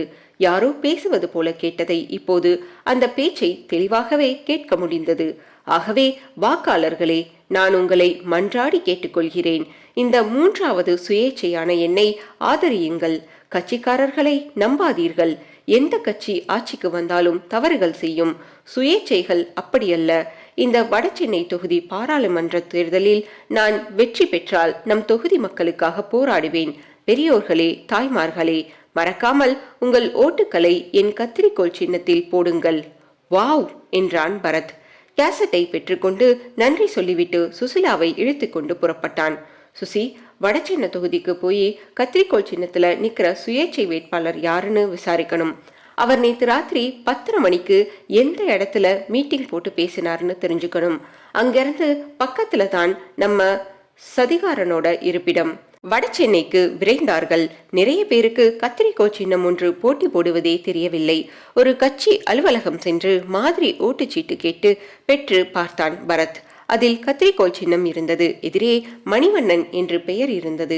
அந்த மணிவண்ணன் வீடு எங்கே இருக்கிறது என்று விசாரித்தான். ராயபுரத்தில் பாத்திரக்கடை வைத்திருப்பதாக சொன்னார்கள். ராயபுரம் வந்தார்கள். விசாரித்து அந்த பாத்திரக்கடைக்கு வந்தபோது அங்கு கல்லாவில் மணிவண்ணனின் பிள்ளைதான் அமர்ந்திருந்தான். அப்பா எங்கப்பா தம்பி? வீடு வீடா ஓட்டு கேட்க போயிருக்காரு சார். 10 நாளாச்சு அவர் கடப்பக்கம் வந்து. என்ன விஷயம்? நேற்று ராத்திரி 10:30 மணிக்கு உங்கப்பா எந்த இடத்துல மீட்டிங் போட்டார்னு சொல்ல முடியுமா? பெருமாள் கோயில் பக்கத்துல சார். பெருமாள் கோயில் முக்கை விசாரித்து கொண்டு வர நேற்று போட்ட தற்காலிக மேடையை பிரித்து கொண்டிருந்தார்கள். அந்த இடத்தில் குடிசை, ஓட்டு வீடு, மாடி வீடு, கடைகள் என்று எல்லாம் கலந்து கட்டி அமைந்திருந்தது. சுசி, இந்த இடத்துக்கு ரொம்ப பக்கத்துல இருந்து தான் அவன் போன்ல பேசியிருக்கான். சரி, எந்த வீடுன்னு பாக்கிறது? சுசி, போன் உள்ளவன் அவன், அம்பாஸ்டர் கார் உள்ளவன் அவன். இதை வச்சு வட்டத்தை குறுக்கலாம். அதுக்கு முன்னாடி ஜோதிராமனுக்கு ஒரு போன் அடிச்சு காலையில அவன் கிட்ட இருந்து போன் எதுவும் வந்துச்சான்னு தெரிஞ்சுக்கலாம். பரத் அருகாமை மெடிக்கல் ஷாப்பில் இருந்து ஜோதிராமனுக்கு போன் செய்து பேச அவன் இன்னும் போன் எதுவும் வரவில்லை என்றான். சுசி, கம் என்று காரில் ஏறினான். எங்க? நம்ம ஆபத் பாண்டவன் கிட்ட, நியூட்டனாக்கும் என்றாள். யோ, உதைக்கணும் யா உன்னைய. எப்ப என்ன பார்க்க வந்தாலும் ஏதாச்சும் காரியத்தோட வர்றது, சாதாரணமா வர்றதே இல்லை என்றார் நியூட்டன். இனிமே வேலை இருக்கோ இல்லையோ வாரம் ஒரு தடவை வர்றேன் சார். இப்ப எனக்கு சூப்பர் அர்ஜென்ட்ல சில காரியங்கள் செய்யணும் என்றான் பரத். என்ன? இன்னைக்குள்ள நம்ம ஜோதிராமனுக்கு ஒரு லோக்கல் கால் வரும். ராயபுரத்துல இருந்து வரும். ஜோதிராமன் நம்பர் சொல்றேன். அவனுக்கு ராயபுரத்துல இருந்து வரப்போற காலை ட்ரேஸ் அவுட் செஞ்சு அது எந்த நம்பர்னு கண்டுபிடிக்கணும். 1 என்று விரலை மடக்கினார் நியூட்டன். அப்புறம் ராயபுரத்தில் பெருமாள் கோவில் முக்கும் இருக்கு. அந்த சுற்று வட்டாரத்துல உள்ள போன் உள்ள, கார் உள்ள வீட்டு உரிமையாளர்கள் பேர், அட்ரஸ் எல்லாம் வேணும். இது இப்ப சிம்பிளா செய்யலாம். 2 பேரை மஃப்டியில ஒரு கட்சிக்கரை போட்ட வேஷ்டி துண்டு போட்டுக்க சொல்லி அனுப்பி வீடு வீடா ஓட்டர்ஸ் லிஸ்ட் செக் பண்ற மாதிரி அனுப்பலாம். அதெல்லாம் சரி, எனக்கு சீனியர் ஆபீசர் யாருன்னே எனக்கு சந்தேகமா இருக்கு. நான் போலீஸ் டிபார்ட்மெண்ட்ல இருக்கேனா இல்ல மூன்லைட் டிடெக்டிவ் ஏஜென்சில வேலை பார்க்கறேனா? சார், இது உங்க கடமைதான். ஜோதிராமன் வீட்டு கொலைகளை செஞ்சவன நீங்க கண்டுபிடிக்க வேணாமா? அந்த மனோகரை தான் நாங்க தேடிக்கிட்டு இருக்கோமே. மனோகரை பின்னாடி இருந்து இயக்கிற நபர் வேற. யாரது? நான் சொன்ன காரியங்களை செஞ்சா அவன் கிடைப்பான். இப்ப நாங்க ஜோதிராமன் வீட்டுக்கு போய் வெயிட் பண்றோம். நீங்க இந்த ஏற்பாடுகளை செஞ்சுட்டு ரிசல்ட் வந்ததும் என்ன ஜோதிராமன் நம்பர்ல காண்டாக்ட் பண்ணுங்க என்று எண் குறித்து கொடுத்தான் பரத். எழுந்து கொண்டார்கள். I am very much thrilled Bharath. யார் அந்த ஆசாமி என்றாள் சுசிலா. அடுத்த சாப்டர் வரைக்கும் கொஞ்சம் பொறுமையா இரேன் என்றான் பரத். அத்தியாயம் 19. பரத், சுசிலா இருவரும் பண்ணை வீட்டிற்கு வந்து தங்கள் ஏற்பாடுகளை விவரித்து அவர்களுக்கு தைரியம் சொல்லி நியூட்டன் அல்லது அந்த பிளாக்மெயிலரின் போன் அழைப்புக்காக காத்திருந்தார்கள். மதியம் 3 மணிக்கு போன் ஒலித்தது. ஜோதிராமனை எடுக்க சொல்லிவிட்டு இணைப்பை டேப் ரெக்கார்டரை இயக்கினான் பரத். ஜோதிராமன் பேசுறேன். நான் வேணுகோபால் பேசுறேன். என்ன, 5 லட்சம் தயாரா இருக்குப்பா. ரைட்டு, இன்னைக்கு ராத்திரி 10 மணிக்கு பணத்தை ஒரு பார்சலா கட்டி எடுத்துக்கிட்டு அடையாறு பழைய பாலம் வாங்க. அங்க புதர்ல பார்சலை வச்சுட்டு திரும்பி பார்க்காம போங்க. திவாகர் பத்திரமா இருக்கானா? ரொம்ப பத்திரமா இருக்கான். வரலைனாலோ பணம் இல்லாம ஏதாச்சும் ட்ரிக் செஞ்சாலோ பத்திரமில்லாம போயிடுவான். ஓகே. எதிர்முனை துண்டிக்கப்பட்டது. 10 நிமிடங்கள் கழித்து நியூட்டன் பேசினார். ஹலோ பரத், எக்ஸ்சேஞ்சை காண்டாக்ட் பண்ணி கேட்டேன் பரத். ரொம்ப சீக்கிரத்தில் கான்வர்சேஷன் முடிஞ்சிட்டதால மானிட்டர் பண்ண முடியலையாம். அதுலேயும் ட்ரேஸ் அவுட் பண்ண முடியலைன்னாங்க. ஆனால் ராயபுரம் தான்னு கன்ஃபார்மாக சொல்கிறாங்க. போங்க சார், நான் இதைத்தான் நம்பியிருந்தேன். அந்த ஃபோன் உள்ள கார் உள்ளவங்க லிஸ்ட் கேட்டேனே, என்னாச்சு? அதுக்கு போனவங்க இன்னும் திரும்பல பரத். வெயிட், லைன்ல இருங்க பரத். இதோ அவங்க வந்துட்டாங்க. சில வினாடிகள் மௌனம். பரத், நீங்க கேட்ட லிஸ்ட் ரெடி. மொத்தம் 34 பேர் இருக்காங்க லிஸ்ட்ல. அப்படியே பேர்களை மட்டும் படிங்களேன் சார் ஃபோன்லேயே. ஓகே, படிக்கிறேன். அழகிரிசாமி, நித்யானந்தம், வேல்சாமி, டாக்டர் சாந்தி, கல்யாணராமன், சுந்தரமூர்த்தி, செல்வம், மாதவன், காமராஜ், வடுகநாதன், மீனாட்சி சுந்தரம், டாக்டர் சக்கரவர்த்தி. சார் சார் சார் இருங்க. டாக்டர் சக்கரவர்த்தியா? என்ன டாக்டர்? டாக்டர் சக்கரவர்த்தி டிபிஎம்னு இருக்கே. நம்ம மனநோய் டாக்டர் தான் பரத். அவர் வீடு அங்கதான் இருக்கு போலிருக்கு. பரத் உடனே உற்சாகமாக, சார் அந்த அட்ரஸை படிங்க, நான் குறிச்சுக்கிறேன். அப்புறம் சர்ச் வாரண்ட் இல்லாம அவர் வீட்டை சோதனை போட உங்களால முடியுமா? Why not? But why? விளக்கம் அப்புறம். உடனே நீங்க 2 ஜீப்ல கான்ஸ்டபிள்களை நிரப்பிக்கிட்டு டாக்டர் சக்கரவர்த்தி வீட்டுக்கு வாங்க, நாங்க அங்க வந்துடுறோம் என்று பரத் விலாசம் குறித்து கொண்டு 3வது வினாடி காரில் இருந்தான். அவனோடு சுசிலா, ஜோதிராமன், மூர்த்தியும் ஏறிக்கொண்டார்கள். டாக்டர் சக்கரவர்த்தியின் வீட்டில் டாக்டர் இல்லை, கிளினிக் போயிருப்பதாக சொன்னார்கள்.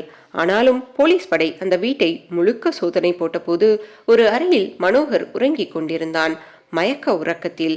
மற்றொரு அறையில் சிறுவன் திவாகர் கட்டி போடப்பட்டிருந்தான். 15வது நிமிடம் கிளினிக்கில் புகுந்து டாக்டர் சக்கரவர்த்தி போலீசால் சூழப்பட்டார். திணறினார், திகைத்தார், கைது செய்யப்பட்டார். தீவிர விசாரணைக்கு பிறகு தன் குற்றங்களை ஒப்புக்கொண்டார். அவரின் வாக்குமூலத்தில், எனக்கு ரமானு ஒரு பொண்ணு இருந்தா, மை ஒன்லி டாட்டர். அவ காலேஜில் படிச்சிட்டு இருந்தா. திடீர்னு தற்கொலை பண்ணிட்டு செத்து போனா. 4 வருஷம் முன்னாடி அவ கர்ப்பமா இருந்தான்னு தெரிஞ்சது. அவளோட தற்கொலை லெட்டர்ல, நான் காதலன் என்று நம்பி மோசம் போனேன், என்னை ஏமாற்றின அவரை நான் காட்டி கொடுக்க விரும்பவில்லைன்னு எழுதியிருந்துச்சு. அதனால போலீஸ் எதுவும் செய்ய முடியல. நானும் என் தம்பியும் தீவிரமா அவன் யாருன்னு கண்டுபிடிக்க போராடினோம். ரமாவோட ஃப்ரெண்டு கிட்ட ஒரு போட்டோ கிடைச்சது. அதுல ரமாவோட இருந்தவன் தான் அவளோட காதலன்னு தெரிஞ்சுக்கிட்டோம். அந்த காதலன் யார்னா நம்ம ஜோதிராமன். நானும் என் தம்பியும் ரொம்பவும் கொதிச்சு போனோம். ஜோதிராமன் வீட்டிலேயே மேனேஜர் வேலைக்கு சேர்ந்தான் என் தம்பி நவநீத கிருஷ்ணன். அவன் குடும்பத்தையே பழி வாங்க தீர்மானிச்சோம். அப்பதான் ஜோதிராமனோட மனைவி தேவியோட வாழ்க்கையில ஒரு பின்னணி காதல் இருக்கிறது தெரிய வந்துச்சு. உடனே என் மூளை திட்டம் போட்டுச்சு. பெங்களூர்ல அந்த வேணுகோபாலை பத்தி தகவல் திரட்டினேன். அவன் ஃப்ரெண்ட்ஸ் பல பேரை தேடி பிடிச்சேன். அவன் ரேடியோ நாடகத்துக்கு குரல் கொடுத்த கேசட் எல்லாம் கூட நடிச்ச பல பேர்கிட்ட இருந்து கலெக்ட் பண்ணினேன். அவனோட கையெழுத்தையும் சேகரிச்சேன். அதுக்கப்புறம் போன ஜென்ம நினைவு வந்து ஒரு சின்ன பையன் இந்த கொலைகளை எல்லாம் செய்யற மாதிரி நானும் என் தம்பியும் திட்டம் போட்டோம். ஒரு நாள் ஸ்கூல்ல பார்த்த மனோகர் நான் எதிர்பார்த்த வயசுல இருந்தான். எனக்கு ஹிப்னாட்டிசம், மெஸ்மரிசம் எல்லாம் ரொம்ப நல்லா தெரியும். மனோகரை என் கிளினிக்கு வரவழைச்சு அவனோட பலவீனமான மனசை ஹிப்னாட்டிச தூக்கத்துல ஆழ்த்தி மறுபடி அவன் வேணுகோபாலோட இந்த ஜென்ம பிறப்புன்னு சொல்லி பதிய வச்சேன். வேணுகோபால் சம்பந்தப்பட்ட தகவல் எல்லாம் அவன் மூளையில ரெக்கார்ட் பண்ணினேன். தேவி குடும்பத்தை பழிவாங்கணும்னு ஒரு பழி வெறிய அந்த பிஞ்சு உள்ளத்துல என்னால சுலபமா செலுத்த முடிஞ்சது. வேணுகோபால் குரல் மாதிரியே மாத்தி நான் தான் பேசினேன். அவன் எழுத்து மாதிரியே பழகி நான் தான் எழுதினேன். ஸ்கூல்ல சின்ன பையனை கிணத்துல தள்ளினது மனோகர் தான். பொன்னுச்சாமியை கொன்னது என் தம்பி நவநீத கிருஷ்ணன் தான். மனோகரை என் ஹாஸ்பிட்டல்ல என் வீட்டுக்கு கொண்டாந்து அடைச்சி வச்சு காணாம போயிட்டான்னு நம்ப வச்சேன். நேத்து நவநீத கிருஷ்ணன் வீட்டுக்கு புறப்படுறப்போ பங்களா பின்வாசல் தாழ்பால திறந்து வச்சுட்டு வந்தான். அப்புறம் கார் எடுத்துட்டு நானும் அவனுமா போய் திவாகரை மயக்கப்படுத்தி எங்க வீட்டுக்கு கொண்டு வந்தோம். 5 லட்சம் எங்க நோக்கம் இல்ல. அத தனியா துணை இல்லாம ஒப்படைக்க ஜோதிராமன் வருவான். அப்ப அவனை கொல்லணும்னு இருந்தோம். சக்கரவர்த்தியோட அவர் தம்பி மேனேஜர் நவநீத கிருஷ்ணனும் கைது செய்யப்பட்டார்கள். திவாகர் ஜோதிராமனிடம் ஒப்படைக்கப்பட்டான். மனோகர் ஒரு பெரிய மனநல மருத்துவரிடம் கொண்டு செல்லப்பட்டு தீவிர சிகிச்சைக்கு சேர்க்கப்பட்டு ராகவன் பொறுப்பில் விடப்பட்டான். பரத் சுசிலா விடை பெற்றுக் கொள்ளும் போது வழக்கம் போல பாராட்டுக்களை மூட்டை மூட்டையாக சுமந்து கொண்டு சென்றார்கள்.